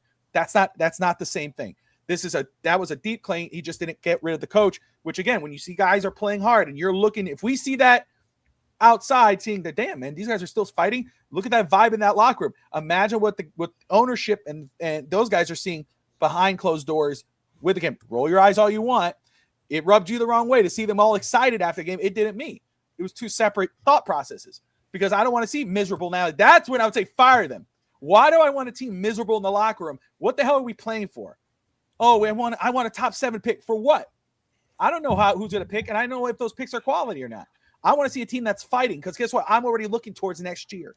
I want to see guys that are fired up, because I'm like, those are the guys I want on my team. When there's nothing to play for and they're busting their ass week in and week out, those are the guys I want on my football team. Not guys who are, we suck, man. Why are we playing? Those are the guys I say, get the hell out. Walk off. Tyreek Hill, be gone. Those guys that quit on your team, and I'm saying from last year, those type of guys, I don't give a shit how talented you are. You act like that, you're not fighting for the team. You're not fighting for your whatever. Get the hell out of here. But the guys there that are riding in the laundry carts and having a blast and dabbing up with Champ Kelly and Mike McDaniel, whatever, and they're fired up and they're pumped up at 7-9 when there's no playoffs in sight. Sign me those guys. I'll go to war with any of those guys, because those guys will never quit. That's who I want on a football team. The reason why we're 7-9 is because we have all those other bunch of quitters and guys who care more about their pocketbook and their image and everything else. They don't bust their ass. That's why Tua's on the bench. That's why Tyreek is going to be out the door. That's why we change. Those guys care more about their Instagram, more about the money, more about their video games. They care more about that. The guys that are celebrating and busting their ass week in and week out and not quitting, and that even goes for Jalen Waddle, because when he is healthy, he busts his ass. He just can't stay healthy. But those are guys you want on your team that are going to bust their ass week in and week out. And those are the guys that have not quit on their coach. And that speaks to something with Mike McDaniel. Whether you love him or hate him, you could say, damn, they have not quit on that guy. That speaks to him. Go ahead, Brett. So, yeah, with all that, there's a couple things that like we don't know for sure, that I don't know. Like you talking about, like with Tyreek quit and all that. There's a couple things I've brought up before in the past that like kind of sucked, because like it felt like every player's being held to a standard except for Tua, and it was like ever since McDaniel got here, it was coddle Tua, like protect him at all costs, make him better mentally. But that wasn't McDaniel. I don't believe that's from McDaniel. I believe that was Greer protecting his players. And the reason I say that is not a lot of players, like a couple coaches turned the job down. Like, you know, they didn't want to do that. They want to be able to say, hey, no, if he's not my guy, I want to move on. And they didn't want to get stuck with the coaching staff that was there. All this stems from Greer. He was the VP of player personnel. He was the one. If you look at the roster, the players Greer picked, there's a reason we're pissed off that AVG is making plays with the Vikings and still good. We could have resigned him. Why didn't we? Because he wasn't a Greer guy. Brian Flores wanted him in the draft, and Greer didn't draft him. But we gave Cam Smith how many years? We gave Tua way too many years. And so it was one of those things where it's just like, it obviously came from the top. How much did McDaniel go? But that's where you start looking at it too. Like at some point, some of those players did quit on McDaniel for that. So and it was hard for them. Like, dude, I'm tired of I'm getting blamed for being like Tyreek in his defense. He shouldn't have quit, but he was our offense. The offense didn't run through him, and he's the one getting the blame from the fans. The coaches getting ridiculed, running the wrong route and stuff or whatever. And Tua's not being held to the same standard. It is frustrating. And mind you, Tyreek came from a winning team and a winning culture and a winning coach. And so I understand those guys quitting, but that's where on the flip side of keeping McDaniel, of people who are against it, makes sense, because it's like you might have to reset and restart that entire thing. Yeah, you have guys playing for him. How many guys can we keep into next year with the way the cap is? So is at this point, so you really have to sit back and say, can we redo this, or do we have a chance at all to reset the entire way of doing things? And as far as the status quo goes, I just looked it up. Since Ross has owned the team, not counting this year, the team is averaged 7.6 wins a year and average 8.5 losses. And we're headed for an 8-9 season or a 7-10 season. But that's all the way to 2009. So again, that kind of goes with what Bobby said. That's not necessarily McDaniel's fault at all. It's not. Well, it's a sliver of him. You go. He has the best roster. Brian, He's had the best roster over the course of his coaching than any other team, any other coach in those. No, Sperano, Philbin, Gase, Flores. Those 4 coaches do not have the roster. He did not have the best roster. Stop it. 22 and 23 did not have the best roster? No, nope. Even Who aside, had the better roster? What defense did he have? What was his offensive line? What was 2023 he had a bad defense with Howard and Ramsey? Well, hang on. Even with that, even with all that, if you go back and look, the team go back and look at built it. wrong. The team's always been built wrong. I know it's built wrong. Fine. There you go. Wise. Ooh, 7 yeah. Pro Bowlers. Most Pro Bowlers. Boom. Fine. Since it's Boom. a participation trophy, most Pro Bowlers. Well, Most Pro Bowlers. right, but he's not the one who signed Tyreek to that deal and kept extending him, and he's also not. He could have denied the trade. He didn't have to take that trade on as a new head No, coach. he didn't have to. I will say it wasn't until McDaniel got here that all of a sudden, now we're going after wide receiver. Now we're going after pass rushers. Now we're going after corner. Even though Greer can't draft, We had Byron Jones. Jones. Yeah, but even though Chris Greer cannot draft the right player on an all-pro team and still somehow find the worst players on the roster, it was still going after the right positions. Like Chop Robinson was the correct position. Jalen Phillips was the correct position, just the wrong players. You know what I mean? Noah Igbenogany, right position, wrong player. We need the right talent. So it's like Tua Tagovailoa, the right position, wrong player. So it's like we're going after the wrong players, and it's the philosophy of the evaluation that has really been awful. But there's plenty of argument to be made to say Miami needs to purge, rebuild this culture because it's stained from what, and maybe even if it's not McDaniel's fault, it's stained from that. Can it be recovered? I don't know. But if you get rid of Tua, I feel like you could change the culture because there's no longer that we got to baby him, we got to protect him because he thought he sucked because Flores was mean to him by being a coach and holding him accountable and whatever. Greg, you've been quiet. Floor is yours. Anything you want to talk? Please jump in. No, I've been saying this for a very, very long time. All right. I've been saying this since Cam Cameron. All right. And since I've had somewhat of a platform online through blogs and shows like this and things like that. Right. Miami's philosophy was wrong. Okay.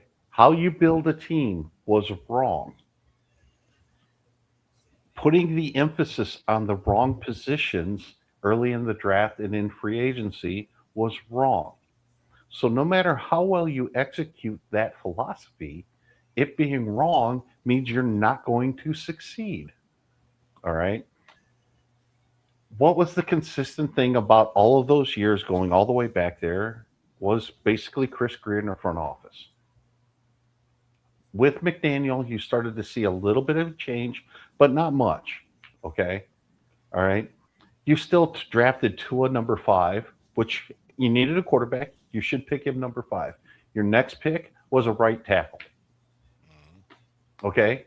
That's just wrong, dumb philosophy.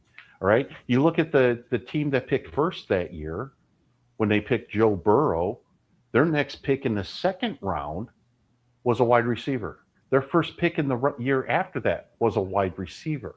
Yeah. And who went to a Super Bowl? Who's been to 2 championship games? All right. Yeah. When their philosophy is right, you still have to execute it with the right players. All right. You don't because the philosophy is right, you still have to execute it and make it right. But if You it's don't trade up wrong, for Jalen Waddle, David, when you had a chance at Jamar Chase. Sorry. pretty much. All right. but you see where I'm going with this. Yeah. The problem with Miami has been it's just the way they build a team has just been wrong. Now that they've cleared the front office, maybe that philosophy changes. I can't say that it will. I'm just saying there's a possibility that it will. Mm-hmm. With There's hope. that, well, you know, I or should I say there's opportunity? I shouldn't say hope. Yeah. There's opportunity now. Now there's like a chance that they could do it. yeah, and you know, I'm always one of those guys who says hope is not a strategy, right? Right. Or hope is not a philosophy. Okay. Right. Yes. All right. You rubbed them the wrong way with that one. Don't say hope. Right. I was thinking of Star Wars: A New Hope. Okay. But there's an Nerds. opportunity here. All right. And again, I said it at the beginning of the show. I don't think McDaniel should be back. But with the changes to the front office and the changes to the quarterback, and if they come back at the end of the season and say Tua is going to be our starting quarterback next year, then all of this BS is out that's the a whole window, different right? conversation. Yeah. Okay, that's a whole different conversation at that point. But We're ready to new throw front hands. office, new quarterback. There's a chance for a new philosophy. Yeah. And I'm willing to at least harbor that opportunity because basically 4 or 5 weeks ago, it was like, okay, we're going to have the same quarterback, the same head coach, and a lot of the same front office people. Then they, you know, I mean, there was nothing to look forward to in 2026. At least this is going to be hopefully different. Mm-hmm. Should be different. Let's see where it goes. It's not hopefully. It's opportunity to be different. It's an opportunity to be different. Yes. I like it. But honestly, though, and like I keep pointing back to, because Ross has always fired GM, fire coach, fire GM, fire coach. It just keeps going back and forth, back and forth. And then the last time he cleaned house, he just promoted Greer up again and just pushed everybody out of the way. Mhm. And it fell on his face. And then he did it again and fell. This is the first time that's publicly that Ross has gone into the front office and fired scouting directors, like not just GMs, but he fired guys that were like loyal to Greer and got rid of them. So I think there has been infighting for a long time. And after they fired Tannenbaum and Gase, then they were like, well, no longer are you going to have to ask who made the decision. We're going to be in lockstep. Next thing you know, there's infighting. Kyle Van Noy on one of the radio shows on podcasts was talking about how he was a GM's pick, not a Flores pick. And that's why there was he was gone the next year and there was fighting about that and how there was a whole lot of stuff that went on and that no one talks about between Flores and Greer. And then it happened. It's something, there's always been a constant fight for power in that building with Stephen Ross because he's not there.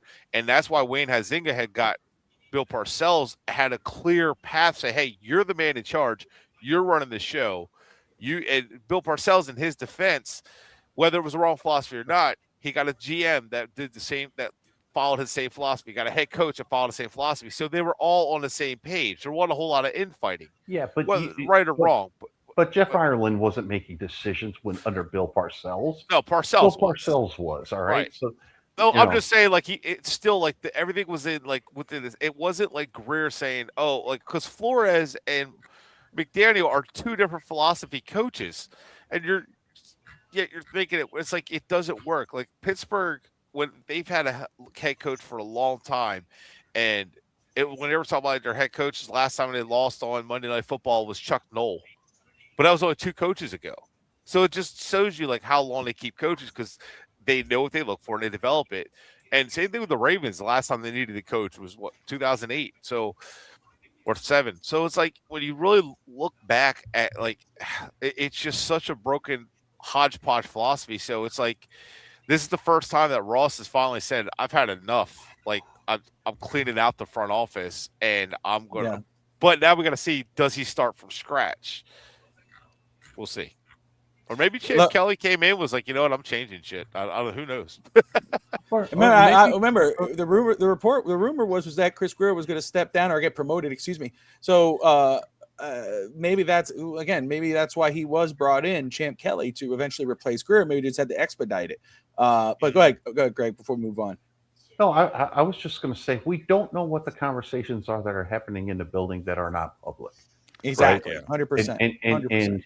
And we, you know, if Kelly's going to be the GM, and that's why he was brought in here, and he's the acting GM now, and things like that, and if he went and told Ross we can win with Mike McDaniel, all right, the GM's picked his coach then.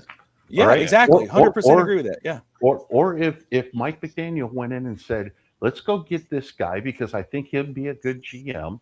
And if Mike McDaniel picked the GM and he's already on the roster, so be it. All right.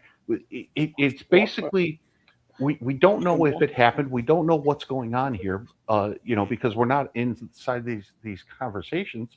But we've been saying on this show and everywhere else, all right, we want the GM to pick the coach or the coach to pick the GM. We don't know if that's not already happened. Exactly. Yeah. All right. And because of the front office changes and the scouting changes and things like that, it looks like it might have already happened. All right. And it doesn't mean I agree with it, but Right, yeah. at least they're following what we wanted them to potentially follow. Let's put it that way. Yeah. So, Greg, I'm going to stay with you on this. We'll move on because we're running short on time, but just very quick. As we go through the season, we're coming towards the end. We're going to get a lot of off-season talk, draft, free agency. So when I ask you this question, don't think about the draft. Think about overall team needs in regards of free agency and the draft. Where do you stand right now after watching this football team, your top 5 team needs for the Miami Dolphins going into the offseason? It's basically all on the edges. We need cornerbacks. We need safeties. We need wide receivers. We need a starting tight end. And those are positions outside of quarterback. We still don't know about the quarterback. The quarterback is always number one. We have a lot of questions still at quarterback, but the game of football is outside in. You need playmakers at the wide receiver and at tight end, and you need DBs to basically contain passing. And if we're going to really talk about it, the two biggest needs on defense are DBs and edge pass rushers, and then it's wide receivers and tight ends. Now, Lotus, and I'll say this, and the O-line has not gotten better as the years gone, not by leaps and bounds. The running game has gotten better because we got Dolchich mid-season, and he's not a great blocker, but he's not awful. And then we started playing the 6 offensive linemen. Those secured the edges. When you secure the edges, you can run the football. Yep. That's how important it is. I love it. And again, I've seen a couple times, people are starting to do mock drafts. I know it's a little early. I mean, it's not early, it's getting there, but mock drafts. And I've seen wide receiver and people going, what wide receiver? Yes. Wide receiver should be in a conversation for the Miami Dolphins more now than ever. Tyreek more than likely is gone. Jalen Waddle cannot stay healthy. The Dolphins wide receiver group that used to be looked at like, damn, that's our best group. Not so much anymore. So, I don't know how realistic that is, but I've seen Carnell Tate was the one that I saw people were going crazy for. No way. Hey, if he's sitting there or whatever, I know you would.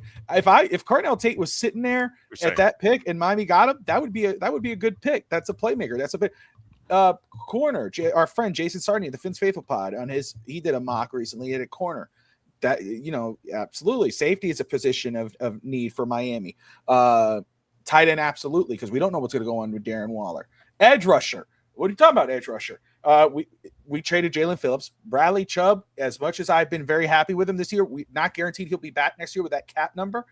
And then Chop Robinson, we understand his sophomore slump. He may come back better, stronger than he did in year 2. He's not having a good year now. Absolutely, edge rusher should be in consideration at any point in the draft. So I think all great points by Greg. And you're right, quarterback, obviously, right? That's an obvious one. But those other positions are absolutely dire needs for the Miami Dolphins. Brett, what about you? My predictions are going to be the same, except I'm going to add running back. So I think on defense, corner and edge rushers, obviously edge rushers because, we don't have much left. Chubb probably won't be back. Chop Robinson, I don't know what we have in him. But we need to get better at edge rusher. We've needed to get better at edge rusher for a long while. Wide receiver, I like Jalen Waddle. He's a good player, not a great player. But, you really have nobody else. Malik Washington's a good, solid, third, fourth receiver. But the receiving room has been a problem for a while. Even without, after Tyreek, it's just been okay. And I'm taking this year as, pretty much assuming we're not getting a quarterback. And we're just going to go the next year with what we have, maybe draft a guy in, mid-rounds, whatever. So just kind of looking at that, with that said, I've said it earlier, Dolchik is a good, tight end 2. You still need to get a good starting tight end. You need – like Greg said, our tight end room was so bad for so long that average guy like Dolchik is looking good. Smythe was so awful. Julian Hill started to show flashes and then just kind of fell apart. But yeah, tight end definitely has to improve. And one position that nobody's going to agree with is running back has to improve. Yeah, you did say running back. Yeah, I was going to ask you follow up on that part. So Devon Achane is a good back, but he's not the back you want to put the bulk of your load into. You know what I mean? You don't want him as your bulk carry. Jalen Wright looks like he's starting to understand the offense a little better. He's starting to run a little better. He's not thinking as much. He's playing a little bit better. Ollie Gordon, I do want to see Ollie Gordon step up a little bit because I think he has some potential. But we need a true, every down back. We need to improve the running back room. We need a stud running back. Look what Saquon Barkley does. Look what Dalvin Cook does. Look what Derrick Henry does. These elite running backs can change your offense, right? So improving the running back would make Devon Achane that much more of a weapon, if that makes sense. That actually, by getting a more improved running back, you actually now have improved your receiving because now you have Devon Achane as a receiving back too, or as a threat, being able to have 2 backs on the field again. And be able to have him as a receiver, being able to use him in multitudes of ways. So it kind of opens things up for you. But I do think we need to get better at running back, a more consistent every down back, and Achane and him be a good 1-2 punch. Is it more about Jalen White and Ollie Gordon? Is that you don't really see them as that one of the maybe the 2 to Achane's 1 or the 1 to Achane's 2? You think they need a more? Yeah. I see Achane should be the 2, and then we should have the true number 1 back. So I like Achane, but you notice how the run game kind of stalls even with Achane, and then he'll manufacture some yards, but then they'll have to get a little creative to kind of get it. It's just he's a good back, but he doesn't create as much as it seems in a sense. The system creates a lot of it with his speed. But he's a dangerous back, but I do think he's getting too many carries, too many touches to where I think we need to have a true stud number 1 back to carry the bulk of the load. And I think that would open the offense up a lot more and make Achane just a perfect weapon to have. Think of it how the Eagles had Brian Westbrook and not Buckhalter, but when the Eagles had Westbrook and Dorsey Levens as a 1-2 punch back in the day, or Deuce Staley and Westbrook.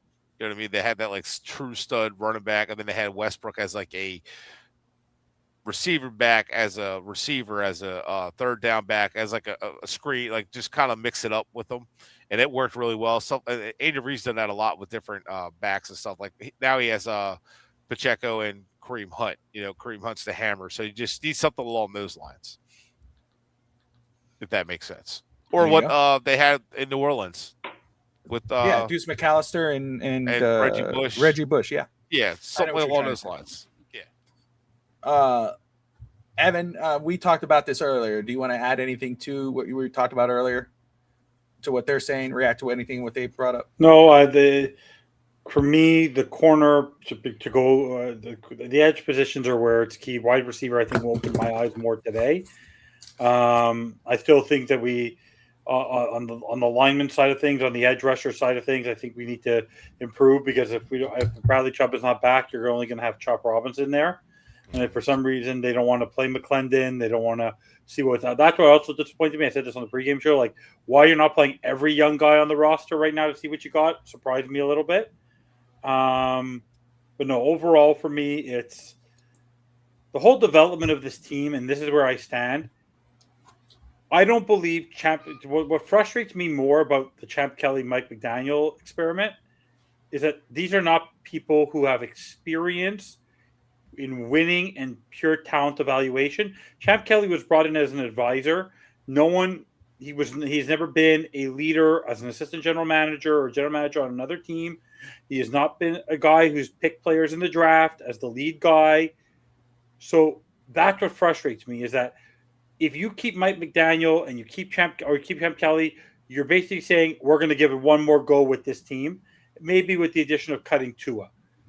But at the same time, for me, I want a talent evaluator. I want someone who has control and decision making, and I don't believe you can get that guy if you don't clean house.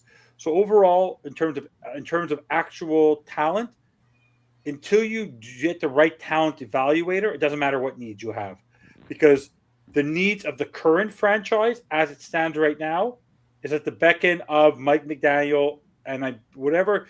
Champ Kelly's not going to go out and get what he thinks is best. He's going to go what his head coach tells him to do, because his head coach is not going to sit there as a lame duck going into the next year. And Daniel wanted to ask what our total win count is. It depends on who the head coach is.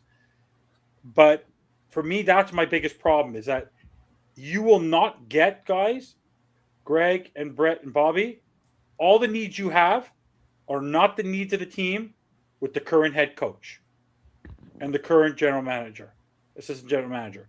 Because also, for me, you know what's actually funny about the Dolphins, guys, and I think none of us talked about it when it happened? Head coaches get fired midseason. General managers get fired in the offseason. What the Dolphins did is they fired the general manager, so nothing's actually happened with Champ. What move has Champ Kelly made? Nothing. So he's just basically appeasing the fans by getting rid of Chris Greer, because Mike McDaniel was the flavor of the month for Steve Ross. So for me, we can get all the needs we want, guys, until I actually see the talent evaluator who's going to make those decisions. Forget it. I don't believe it. I mean, he got something for Jalen Phillips without him walking, because Jalen Phillips wasn't going to resign. So no, they had a limit. They had a limit on what they would accept, and that was it. It was a Dolphins decision on this is what we're willing to accept. If Chris Greer was still there, we wouldn't have changed Jalen Phillips. no, but that's what I'm saying. Like, I think No, I understand that. I'm just saying, I think he did, and he's. I think he was a big part of pushing the bench too. I do think. I think so. Did you see him and Quinn Ewers on the field today? Yeah. Post game, and when they were walking off, how they dabbed and they good. So again, I'm going to say this about Champ Kelly, and this is not a stamp of approval or nothing like that. I'm just going to say, first of all, nobody has the experience until they get the experience. Just going to say that. That's what the first thing I'm going to say. So I'm not going to hold that against him. No one's had that experience. He was an interim GM before. He had roles before. We don't know what's happening behind the scenes. I think Greg brought that up earlier. We don't know the conversations that are happening behind the scenes. We don't know how much of a role that Champ Kelly has in the day-to-day operations in regards of, hey, are we benching Tua? Hey, is Quinn going to be the starter? And if Quinn starts, if he does well, what's the next steps? Is he acting as the interim GM until he actually gets the job? Like, he's not just a lame duck sitting there. I'm sure he's doing stuff. He's promoting, demoting, signing players off here and there. Just what it is. The team needs are the team needs, no matter who the GM is or the coach. Of course, but they've been the same team needs for years. Exactly. Right. But No, there's the difference. Chris Greer is not there.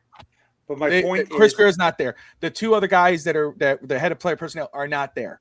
I think we need to get off the boat of it's same old Dolphins, because it's not same old Dolphins. It will be same old Dolphins. No, it will not. Because the head coach, a new head coach will come in with a new philosophy on what they need in the draft, working in unison with the GM.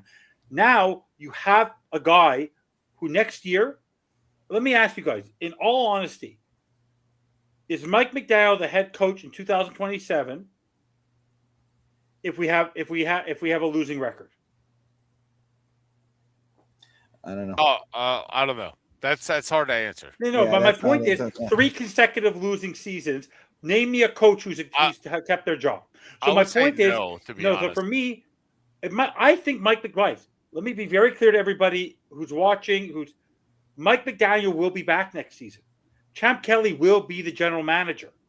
I have no bones about it. If I had to put money in Vegas right now, take $100, put it down. Is Mike McDaniel back next season with Champ Kelly? Yes or no? The answer is yes. They will be back. But my point is that I don't believe the team will ever actually fundamentally change until you cleanse it completely. Because unfortunately for Mike McDaniel, he is tied to the history of the Miami Dolphins mediocrity. That's just my opinion. No, he's not. No, he's Oh, not. yes, he is. No, he's not. Oh, Evan. yes, he Stop is. It. Stop it, Evan. Wait a minute. Just stop talking for a minute. Take a breath. Wait a minute. Oh, my I'm sorry. God. No, oh my gosh, nothing. How do you say he how many That's years my has, opinion. how many years have Mike McDaniel been here? How many years? 4. And I'm not Four. advocating to keep him. I still think- Longer than every coach in 2009. More than any Stop. coach in 2009. Oh, It's been longer than wait a Philbin, minute. longer Just than wait. Gase, longer than Wait a Flores. minute. We heard you Yeah, talk. yeah. We heard you talk. Just wait a second.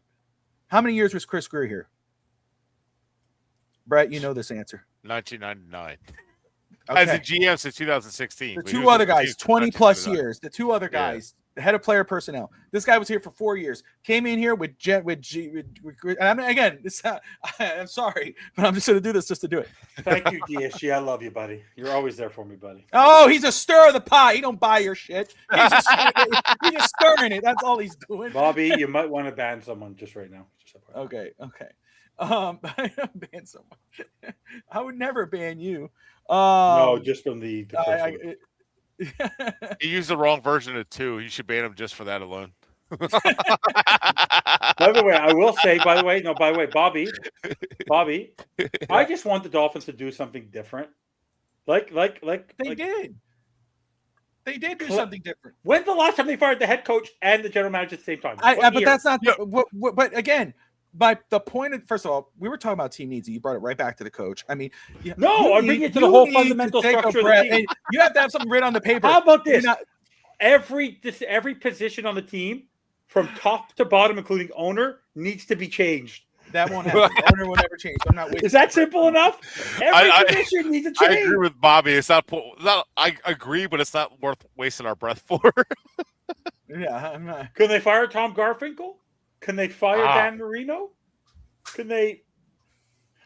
Either way. Either way. Bobby, I understand, but no, for me, guys, it's really the mentality of it. I was cheering for I watched the game today, Bobby. What did I say today? What would happen in the game? They're going to fall asleep in the second half. They're going to fall asleep. I don't think they fell asleep. I think they played down to their competition. I think that's Down what they to a did. competition. They played to a team that had It to doesn't win to matter. make Evan. You still, first off, you don't. It's like, I don't know what it is. You talk all this, and I'm saying this with love. You talk all this shit. Forgive me. All this trash. All this stuff about the Dolphins. All this. And then before every game, I expect them to score 40 points. If they don't score the 40 points, they're garbage. No, They I better called them kill this 17 today. team. I said They 17 suck, points but they today. better win. And I if they said win, they 17 better today. win by 50. It's No. like, yeah, I but said that's how it no. comes off. I mean, my No. goodness. I mean, what are we doing? What are we doing here? No. I mean, my goodness. No, I want to They're see playing them a third play string, 60 seventh round quarterback. Bobby, when's the last time they played 60 minutes? The Buffalo game, maybe? 60 minutes. 60 minutes. My wife's laughing in the background. I mean, what do you want? This team is what it is. What do I want? What do I want? What I did want you to expect? What would you have loved to see today? Because let me tell you something. Let's say, Score a point in the third quarter. Hold on. Let's say They didn't score 27. Let's say they won. They didn't slow down in the third quarter. Let's say, Evan, they kept going. And somehow, some way, Quinn Ewers threw 5 touchdowns. And Devon Achane ran for 3 touchdowns. And let's say the Dolphins picked it off 5 times. And they ran in a touchdown for a pick 6. 52 to fucking 17. Oh, my goodness. Evan, are you out here right now going, that was a great game. McDaniels should be back. I'm going to buy Mike McDaniel is back. No. Because the point is, what would make Evan happy after a W? Is it a W? More than a safety. More than a safety. More than an average of a safety. Guys, Greg and Brett, 1.6875. You know what 1.6875 is? You know what that number is? The average points you scored in the third quarter. Thank you. 1.6875. That is coaching. That is not talent on the field. Who cares? It's a win. There's no third quarter adjustments.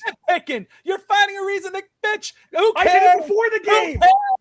Who cares? Look, the team is down to the last straw. Their team is down to the last straw. This team that was built by Chris Greer, who was fired. The same team that was built in 23. He had the best team of any coach. What best team for 23? The team that had no backups? The team who couldn't find a backup quarterback worth the crap? What are you talking about? It was a team built by Chris Greer. It is different. It's fundamentally different. They fired the GM. They fired the 2 guys in the back. Who cares? Just be happy. It's a win, Evan. Find heaven. All I want is happiness for you. I just want you to be happy. Stop moving the goalposts and just be happy. Blame Brett Lagasse. I was the bandwagoner until he brought me down to earth. Like, what do you want from me, guys? Think about this. Bobby, I was bandwagoner. I was Mr. Bandwagon. Then I started spending time. You're the extreme of it. I know. I had to deal with you first. With Greg. You're the extreme of everything. 1 minute I was the -1. Then I was like, Bobby, Tua's greatness thing, and this and this and that and this, and I was like, everything's miserable. The world. Oh my goodness. Jesus. All I will tell you. The Dolphins could have won 21-0. They should have scored more. They should have scored more. It's like, no. Quinn Ewers, for me, did what he had to do today in spite of the mediocrity around him. That's my problem right now. You're right. McDaniel coached as best as he can. He got a win despite the mediocre roster that was built for him.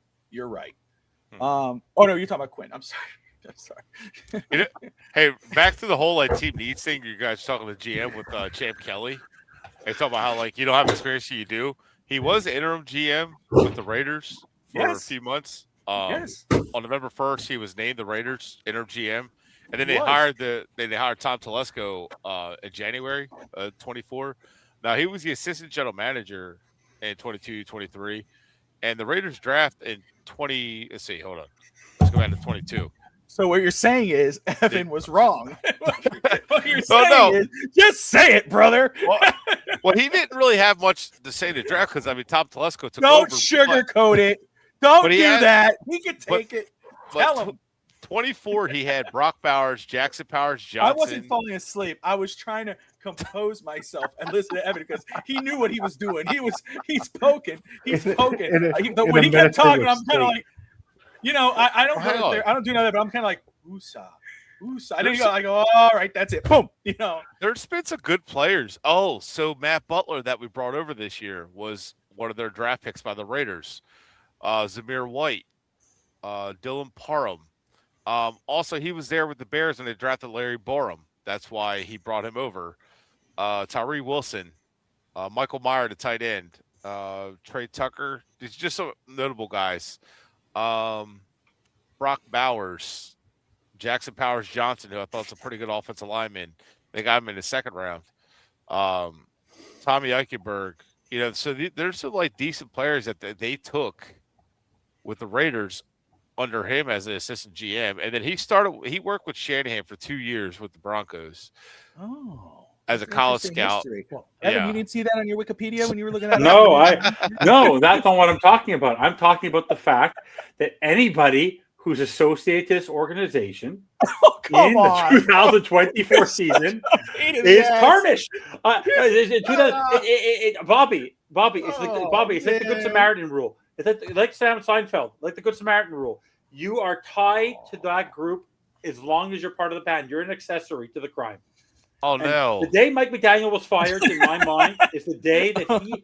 Oh, by the way, and you guys will never convince me otherwise. If you were to talk about that, Chip Kelly worked for Josh McDaniels Oh, Jesus Christ! I will tell you this, guys. with Tim by the way- Tebow.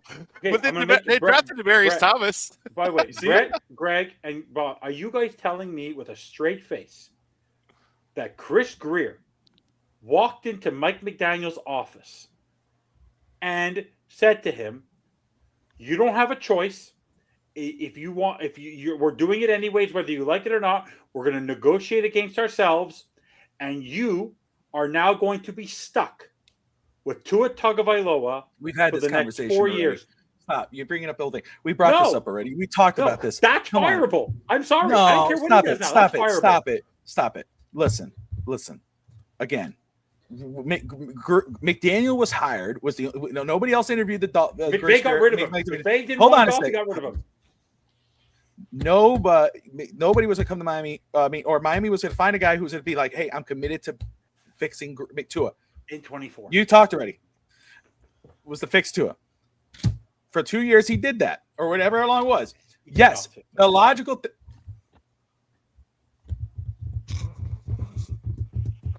The Tua's deal was coming up. Yes, hindsight, you go, "Oh man, they should have never done it." But when Tua was having the years that he was having under McDaniel with Tyreek, with Jalen Waddle, play ball, Pro Bowl, whatever, Brett never changed. I never changed. But the way they were doing, yes, the logical thing was McDaniel when he says, "Okay, wait, no, Tua is playing his best football. Wait, oh, he did play a full season. Oh, wait, he is playing. Oh, they talked about him MVP. Yes, let's not lose the guy having the most success with. Let's go ahead and extend him so that way he's here." What happened after the extension? No, put your hand down. No, take a break, breathe. You need oxygen. What happened? He fell off a cliff. You can't shame McDaniel for yes, I do believe that Greer went in there, or he said, "Look, this is where we are on the deal. They want a little bit more. They want this. Where do you stand on this?" I think we should do it, bro. Get it over with. We need to go. We can't be distracted. Let's go. Hindsight is, oh yeah, they should have never have done it. I sound smart. No, come on, dude. You know damn well with the way this team was rolling, with the way that quarterback was for McDaniel, of course they're going to say to extend him. Why wouldn't you? Why do you want that distraction? It's the same reason why you want him cut right now. What are you going to say 2 years from now? Oh, who was the one that walked in that room and cut him, and now it costs $120 million? It's the same thing. Hindsight is whatever. You had to extend him at that point in time. It is what it is. I don't blame McDaniel for that. That's what it is. It's what it is, brother. Yeah, there you go. Go to sleep. Take a nap. No, Oh, can I just say one thing before I get just FYI, and maybe you guys, you can agree. Maybe you guys can agree with this, Brett or Greg. In 2024, they felt the need to extend Tyreek, extend Jalen Ramsey, extend Tua, do all this nonsense. The Miami Dolphins have this curse of drafting giving people rewards for stats, not accomplishments. For me, stats are not accomplishment. Wins are accomplishments. And this team, in the years of Tua's success, had two 5-game losing streaks. And you're rewarding Tyreek, Ramsey, and Tua for that. So you rewarded the 3 players and Waddle, so 4 players for no playoff wins and 2 consecutive 5 losses. thank you, Chris Greer. But Put the blame where it belongs. Was Chris Greer on the field when they lost those 5 games, or was the coach on the field when they lost those 5 games? Oh, By the way, Chris Greer gone, great decision.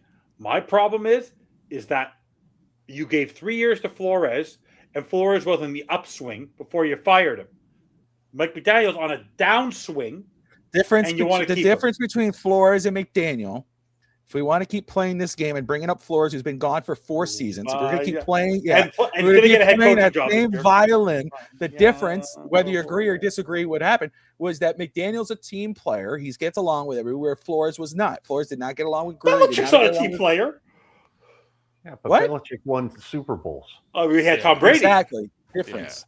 Yeah. I know. For example, But Dan Campbell. if you're going to keep bringing up Flores was the No, reason why let's do Flores only had comparisons. 3 years is because he did not get along with the owner, did not get along with the quarterback, he didn't get along with the GM. Yeah. He got his ass kicked out. I put him in the Dan That's it. Campbell range because That maybe was- look at. I put him in the that Dan was a Campbell part. situation. Everyone's talking, oh, Dan Campbell. Dan Campbell, we should have signed him in 2016. No, you shouldn't have. He had to go be under Sean Payton.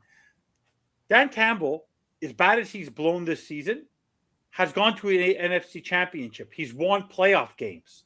He's made mistakes, but he's won playoff games. I just want to see a winning team. I don't believe, because if we were stuck with McDaniel this year, you're wasting a season of development of your players. By the way, if Mike McDaniel's here, Mike McDaniel will be the head coach. I'll say it on this right here. If Mike McDaniel is going to, Mike McDaniel will be here till literally I have no more hair on my head. Literally, the man literally will be here for the next 5 years. He will be here for his extension because he doesn't like change. Steve Ross, look how long he kept Chris Greer. My problem is this team needs a complete flushing of the mediocrity. That's all I want. I want a fresh start with new ideas. If you have a head coach who's been part of the bad ideas for the last 4 years, that's a problem for me. And like I remember, I've always said 116 and 27, 1.69875. I will hammer that, and I bet you next Sunday, when it's 15 degrees outside, they will not score a point in the third quarter. I don't But know if they again, score a that- point. Go ahead, Greg, go ahead. That is a stat specific to this year. It didn't apply to 24, 23, or 22. All right. It's a stat specific to this year. Mhm. Okay. That has something to do with the talent as opposed to the coaching. 100%. And Thank you, Greg. and look, I don't want McDaniels to stay, but you can't. No, I don't think any you of us can't- do. You can't force things on him that aren't his fault. All right. Coaching out of the whoa, Greg. Coaching out of the locker room at halftime when he actually gets interviewed, Greg. He gets interviewed by the actual reporter, and they ask him, "What do you need to do in the third quarter?" And he does the complete opposite. Do you actually believe a head coach tells a reporter what they're going to No, but it's do obvious, prior Greg. to playing Wrong, the wrong, third wrong, quarter? Greg, Okay. what did you? No. Greg, why did they? Greg, No, what happened? no, Greg? wait a minute. I'm pulling a Bobby here. Woo! You talk Get for it, an Greg! hour Get now. it, Greg! Let's You talk for an go! hour. Let somebody Woo! refute what you're saying. That's not how coaching works. Okay? This whole third quarter halftime adjustment thing, it's all BS. People adjust throughout the game every time there's a situation change. All right? And it's not something that has happened in the past. It is something specific to this year. It's just, look, there's a lot of faults with McDaniels. I have a lot of faults with him. All right. He still gets plays in too late. He still has personnel changes that are dumb. All right. He still doesn't use timeouts well. There's a lot of coaching things that bug me, but I don't hold him responsible for that. All right. I don't hold him responsible for that. As far as the player personnel stuff goes, we don't know what's going on behind closed doors. We don't know how much say McDaniel has. We don't know whose picks are whose. And And we don't know who's forcing who on what. how many points per quarter in fourth quarter. 2 point. I'll get him now. So, well, 2023. well, I will say, like, the one thing that, if you notice, I don't say the philosophy changed, but the direction of everything changed when McDaniel got there. All of a sudden, they were drafting wide receivers in the first round, and they never did. They didn't do that before. So all of a sudden, they're like, I understand why people, or I understand why it's like it's a tough subject, because it's like I get where Evan's coming from, where he's like, clean house for the love of God, like just clean freaking house and do it the right. It's what we all want. It's what we all want. Yeah. Yeah, but yes. at the same time, like looking at Champ Kelly, I'm just kind of like doing a little research while we're all going off here. But like the quarterbacks that the Bears drafted a quarterback in 2017 and Mr. Trubisky, 21 in Justin Fields, 24 Caleb Williams. They all have something in common. They all are athletes with good arms. Aiden O'Connell, athlete, good arm. That's who one of the quarterbacks that they drafted under Champ Kelly in the 4th round. Quinn Ewers, good arm, like a decent athlete. But like it seems like, and I'm looking back at this time with the Broncos, haven't got that far yet, but like that whole system likes athletic quarterbacks. So I'm really we don't know anything. All we could go by like is we could follow the cookie trail, man. We know the tea leaves are pointing to there was a problem, and all of a sudden the guy who's been here for 20 plus years and other guys who've been here for 20 to 30 years are gone. It seems to me that there was like an old stubborn way, and I'll put it to you like this. I've worked with guys before that were old school that like this is how we're going to do stuff. This is what we're going to do. And there's new technology to come out. And Greg, you do engineering. You understand what I'm talking about. You have to adapt to the new technology. And it's sometimes a better way of doing things. And if you don't, you're going to just hold it back. And when those guys who refuse to move forward just kind of like get stuck in their ways, you'll never adapt and overcome. The reason Andy Reid succeeded back in 1999 when he took over the Eagles and still succeeds to this day and only has, I think, 3 losing records in his entire career is because he's willing to adapt. He's willing to change, adjust his philosophies and say, okay, the rules are changing. This is what we need to move to. This is what we need to move to. And he understands how to win. He understands quarterback is the way to win. McDaniel came here. He understood, hey, I need weapons. I'm good on offensive line. I don't need to constantly spend high draft picks on offensive line. We don't need that crap. Like we can adjust and make the system work with the offensive line. We need weapons. We need running backs. We need tight ends. We need pass rushers. We need it all. Yeah. And he understood that. And so he does understand philosophy. That doesn't mean he knows how to go out and find it the right way. I'm not saying that, but he does know, hey, we need wide receivers. We need wide receivers that block. We need tight ends that block. We need tight ends that move. And I do feel like, look at the adjustments he made using an athletic offensive lineman that played tight end in college for first year in college to be able to move him at tight end, to give that better blocking, Dolchik a better blocking. All of a sudden, the run game work. McDaniel knows that. He's known it for years because that's been that system. That system has known you get guys that block. You get a tight end that's an extra offensive lineman. That's how it works. He understands that. And he understands you need the impact players to win at this level in today's time. And he's a wide receiver coach at the core. But he also understands the emphasis on blocking from wide receivers and the willpower to block. And you notice, like, you guys notice, like, the later day picks have always succeeded in Miami. Like, our better picks have always been day 3 picks or later day 2 picks.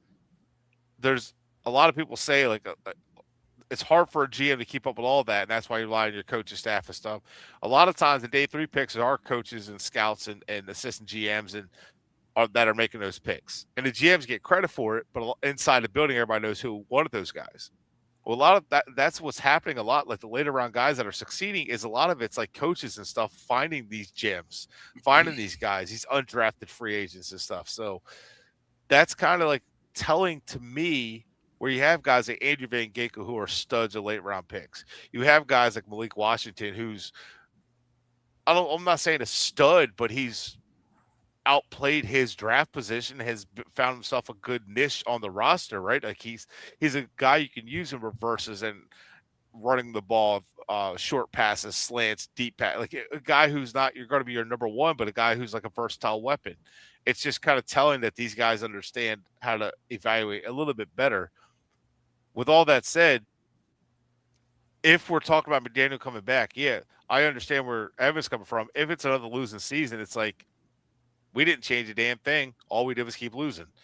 And it is hard to really sit back and think how many coaches went into year 5 with I don't even know what McDaniel's record is. Right now he's looking at a 529 or a 514 winning record, depending on how next week goes. And it's like how many coaches have gone from that and actually won in their 5th year? A few have, but like I don't know. It's hard to fathom. So it's like, I don't know. But I'd say this as well. All right.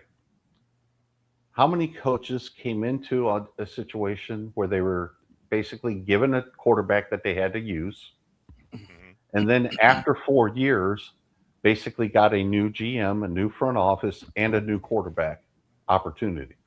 Right. Not a lot have. No, And we could be the first one to do it. we And could now, be we could be the first one to do it, and we're not the first one to pay a quarterback, have to get rid of him. The Broncos that did it, the Rams did it. The same coach that wanted him paid also is the same one that traded him 2 years later or a year later. So yeah, I Matt mean, Stafford. I want to, as we are 2 hours in, because Evan had a follow-up question for you guys before we wrapped up. Before we get into that, though, I do want to read off some comments McDaniel made about the quarterback position and Quinn Ewers. But what Mike McDaniel looks for in a franchise quarterback, quote unquote, when you draft a quarterback, you don't want a ceiling. You're taking into consideration all athletic skill sets, as well as if the guy is going to be able to handle the heat. That is Polymarket says he's taking a shot at Tua there, but that's something he says what he looks for in a franchise quarterback. And in regards of Quinn Ewers, he says Quinn's very authentic, and I think in positions of leadership, it's very important. Don't let the Texas twang in his speech fool you. This dude is very, very smart. You have an idea that the game isn't too big for someone based on your history with them. It's awesome in this profession when you believe in people and they take advantage of this opportunity. That's McDaniel on Quinn Ewers. Hearing that and hearing about franchise quarterback, Evan, you asked a question earlier about a certain rumor that came out this week. You want to throw that at the guys? Just to clarify, since Greg seems to always be right, just FYI for me, the performance of a team going from 4.4 to 5.8, that includes a 70-point game, 5.2, and then 1.4. So by the way, they've been in the bottom half of the league, by the way, every single season. This year is bottom by a country mile. Not even close. It's not even close. Like the Saints and the Saints and the fact that the Raiders have more points in the second half than the Dolphins is pretty embarrassing. Sorry to break that. The question was, would you guys move all your draft? Would you trade a couple first rounders? Do you have any interest in having Lamar Jackson as your quarterback in 2026? Brett, you're a big Lamar Jackson fan, so you can go first. Man, how old is Lamar Jackson now? Who's 28. 2018. 28. He's still actually young. But injury prone. He's played 12 games. Oh, yeah. He's averaging 12 games in the last 4 seasons. Yeah, it is play style. Although I do agree that with some that like the Ravens do kind of the Ravens get too conservative a lot in their play calling and their game planning. I had some interest, but I don't know how much I have because I think I would much rather go all in on a quarterback in 27. It just depends on how much it would cost to go after Lamar Jackson because I do think Lamar Jackson and Mike McDaniel could actually do pretty good together.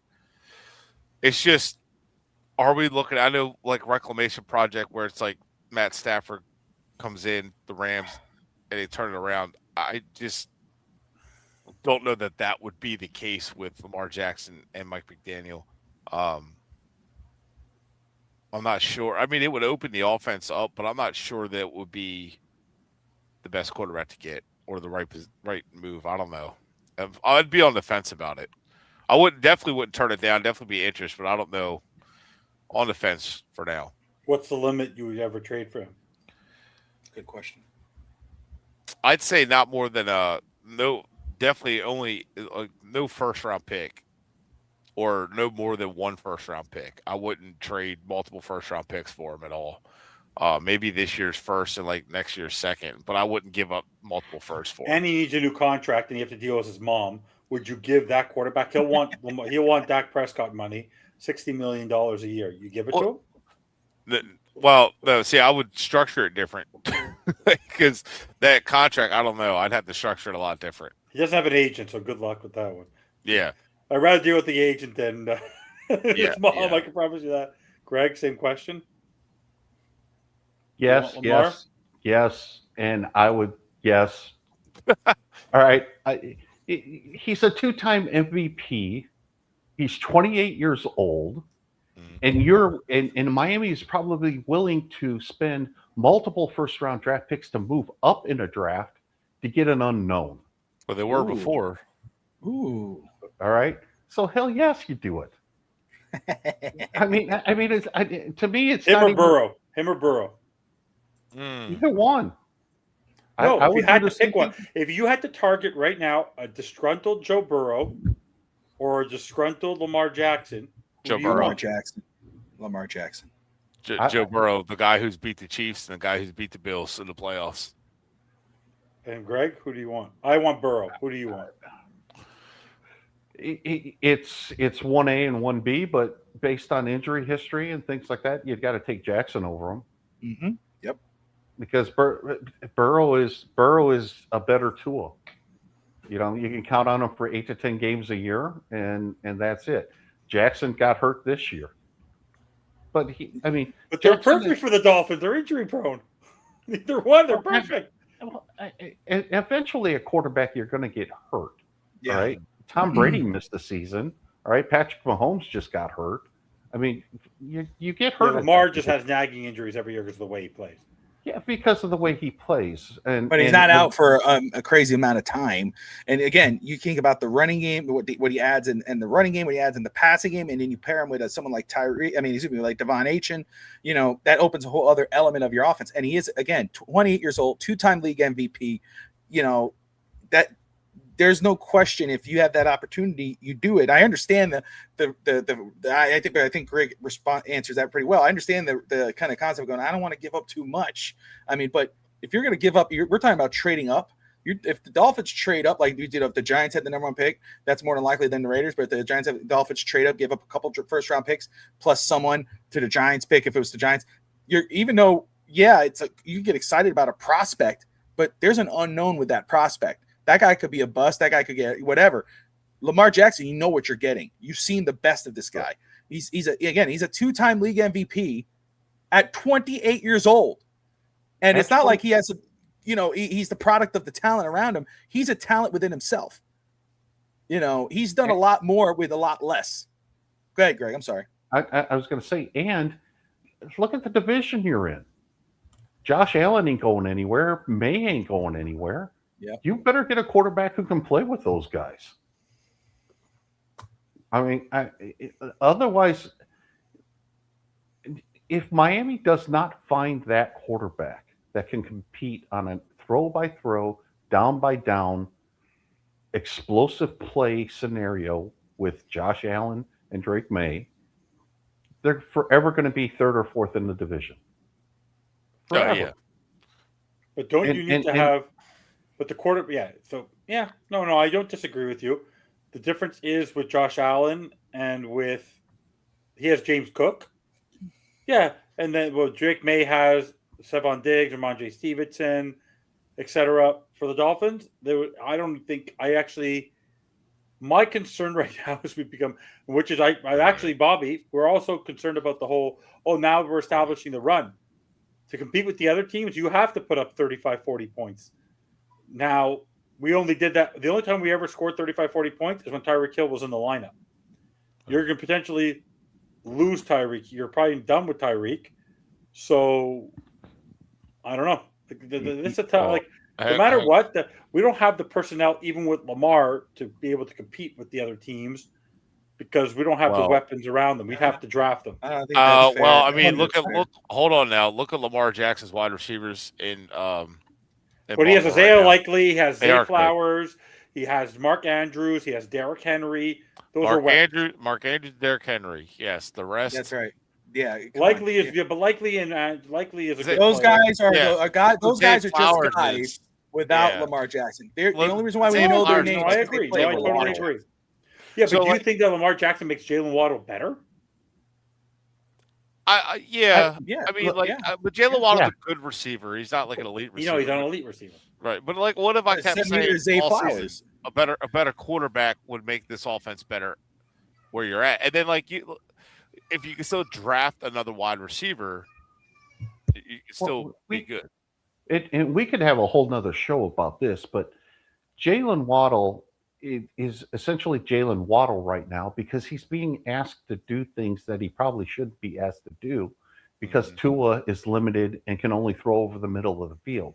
That's true. Yeah. Jalen Waddle is pretty much a pure outside wide receiver who should be playing basically numbers and outside. All right. He gets hurt coming over the middle because he's not the biggest guy in the world. All right. And why wasn't he That's used properly? fair. Why wasn't he being used properly today? If they found room for DOE, I think it's hard to change your offense. They didn't have Mike week McDaniel. 14. That's why. They would if it was Well, Mike, if they had Mike McDaniel, he wouldn't used properly. So like here's the thing with Darren Waller had 0 receptions today. Darren Waller. I'm looking at Greg Dulcich was pretty damn good. Lamar Jackson's dead cap or a cap hit for 2026 is $74.5 million.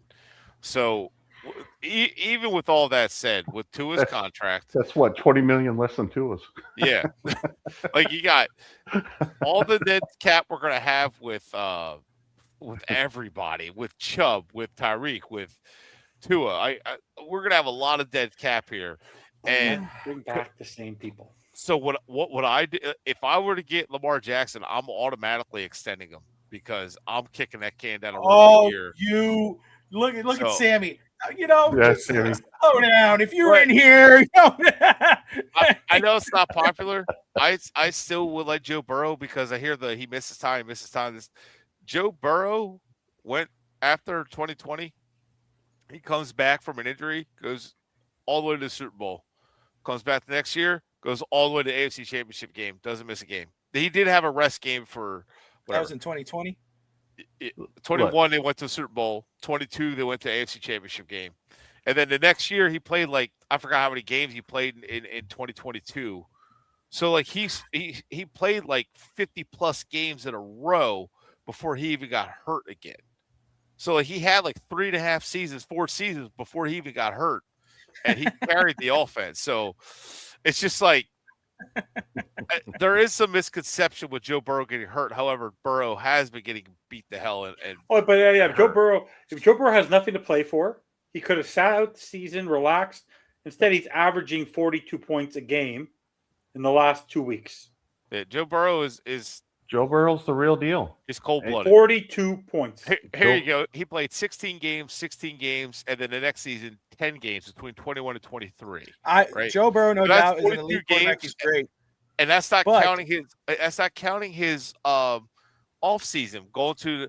So in 21 he played 16 games and then went to a Super Bowl. In 22 played 16 games, then went to an AFC Championship. And then the next year played 10 straight games, got hurt. But played 17 straight seen- games the next year. Here's then my he got- thing. So he hasn't got hurt since 23. Here's my thing, though. Here's my other pushback. As great as Joe Burrow is, and we know how good he can be and what he is, we have not seen him with less than elite weapons. You know, Jamar Chase, T. Higgins, right? You know, those two receivers. We haven't seen him without those guys.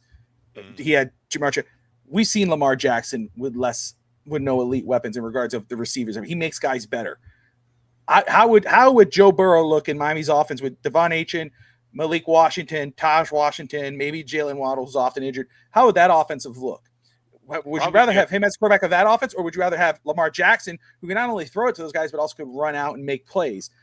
See what I'm saying? That's my thing. Go I'm get looking at Snoop. Then what's your Snoop? I honestly think- Snoop had I a great honestly- game yesterday. I honestly think Joe Burrow because Joe Burrow would still make this offense good. Both of them make the offense good. Yeah. Joe Burrow does isn't just because of his weapons either.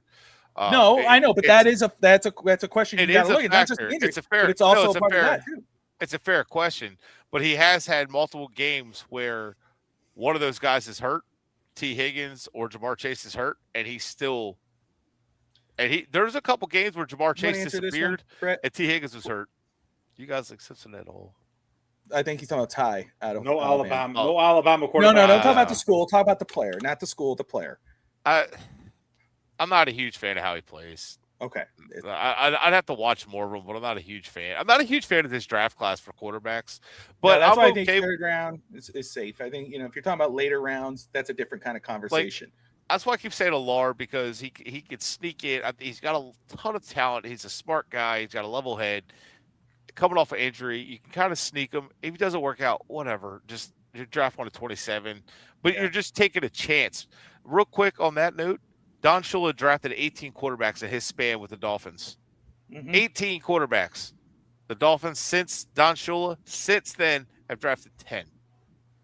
I will say, just to add to Sammy's point too, more than likely, Miami has no shot at any of these guys. It's just really just hearsay. But I guess the fun part of it is, who would you go get? Who would you try to get?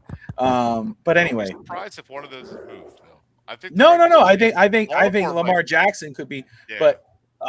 but either way, let me just say, and one full thing, we'll wrap this up now in a second here. Dolphins did defeat the Buccaneers 2017. Thank everybody who's watching right now. The Phins Post Game show. Sammy's in South Florida. He's probably partying it up, but we appreciate him in the comments here. He was at Flanagan's. Oh, look at you. Okay, look at him. There you go. I'm looking forward to go to this Flanagan's in February. Did you get your green cup? I got my tickets. I'm going down there in February for the DCC. I'll be there for a week, so I'm excited. I got to connect with George and Adrian and the crew, so I get to see them hopefully and do that. But just a quick point in order too about Devon Achen. Shout out to Devon Achen, who he has 1,838 yards from scrimmage, which is second only to Ricky Williams for the Miami Dolphins. So shame on Mike McDaniel for not giving him the ball more today with more yak so he can have the ability to reach 2,000. Shame on you, Mike. Imagine if Ronnie Brown never got hurt in 2007. Oh, Ronnie Brown. Oh, dude, I was watching that. What was it? We were watching. Was it Landman yesterday? And they brought up Wildcat. They kept saying Wildcat. Wildcatting. So Tati was saying, like, what does that mean? Like, she goes, I've only heard that once, and it's when you're talking about football, and I still don't know what it means. I go, how dare you? How do you not know? I started to go the Wildcat, but it was funny because she goes, well, I don't even know. I just know that from football from you. So I was starting. I love watching Ricky and Ronnie Brown Wildcat. I miss those days. There's fun. George of the Phins Faithful podcast. Shout out to George, my man. Usually does a immediate post-game show, but obviously enjoying the day with the fellas. He'll be back next week on the Phins Faithful pod, or throughout the week. I think he's got a show tomorrow, so check that out. If you guys don't watch George, which you're crazy if you don't, check out the Phins Faithful podcast. I think they are live tomorrow to recap the game and hopefully talk some sense into what's being discussed here tonight. But that's okay. We're 2 hours in. All right, Finstanza, final thoughts before we wrap this one up. Mike McDaniel probably saved his job today. Champ Kelly's the GM. What else can I say? Who knows what will happen? My next bold prediction, ready for this one?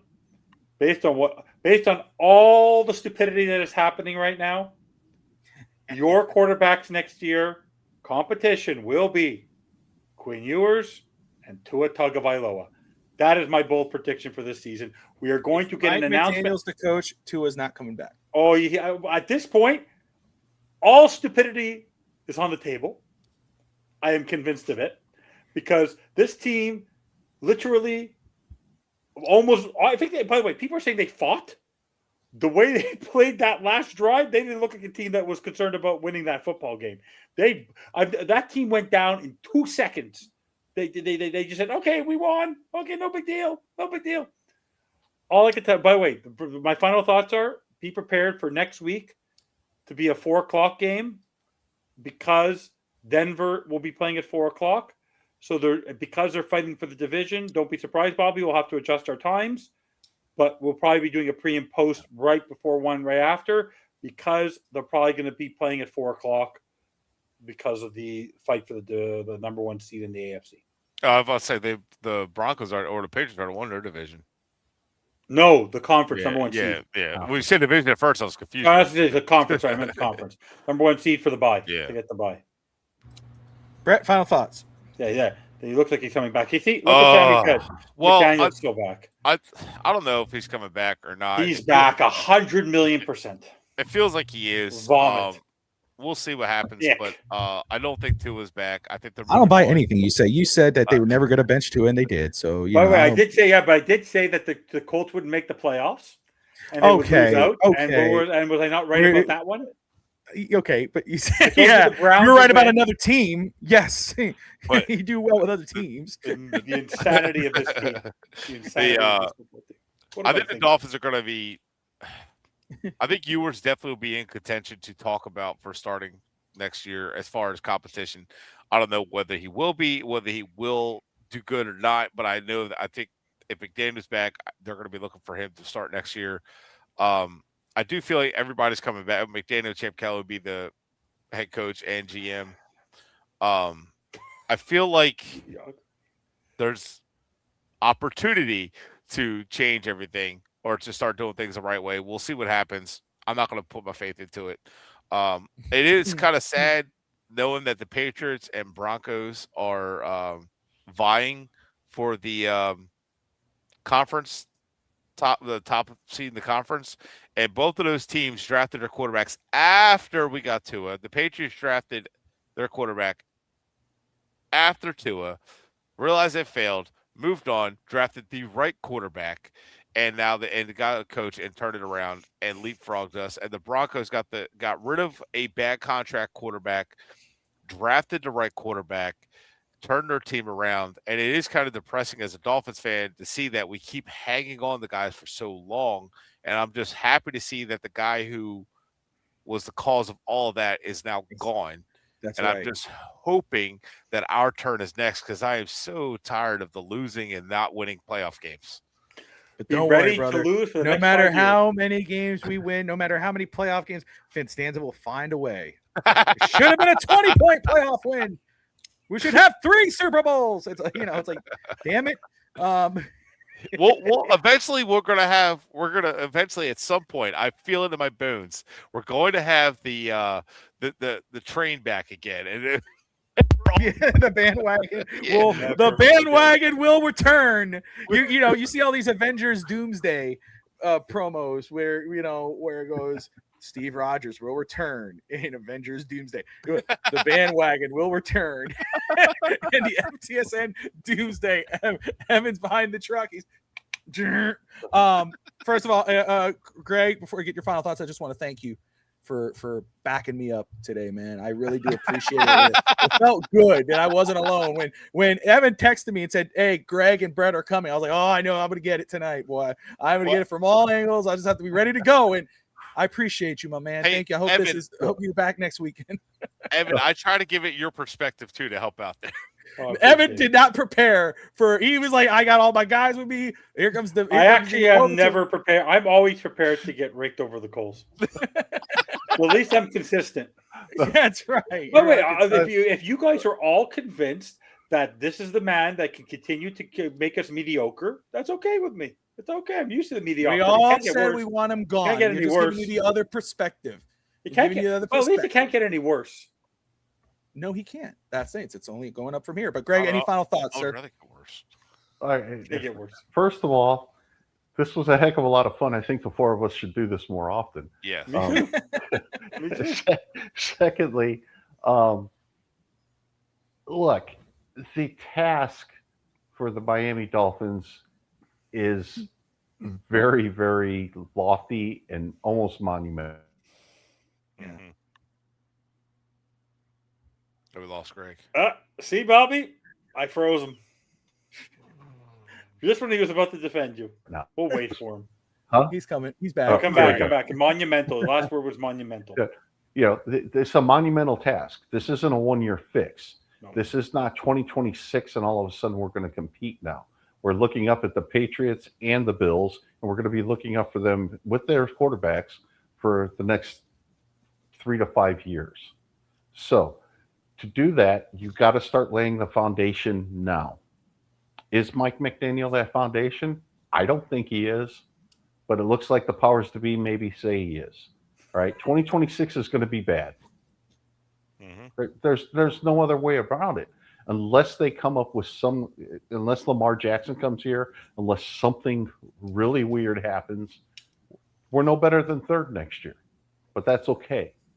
Get younger, get more explosive, start making headway in the draft.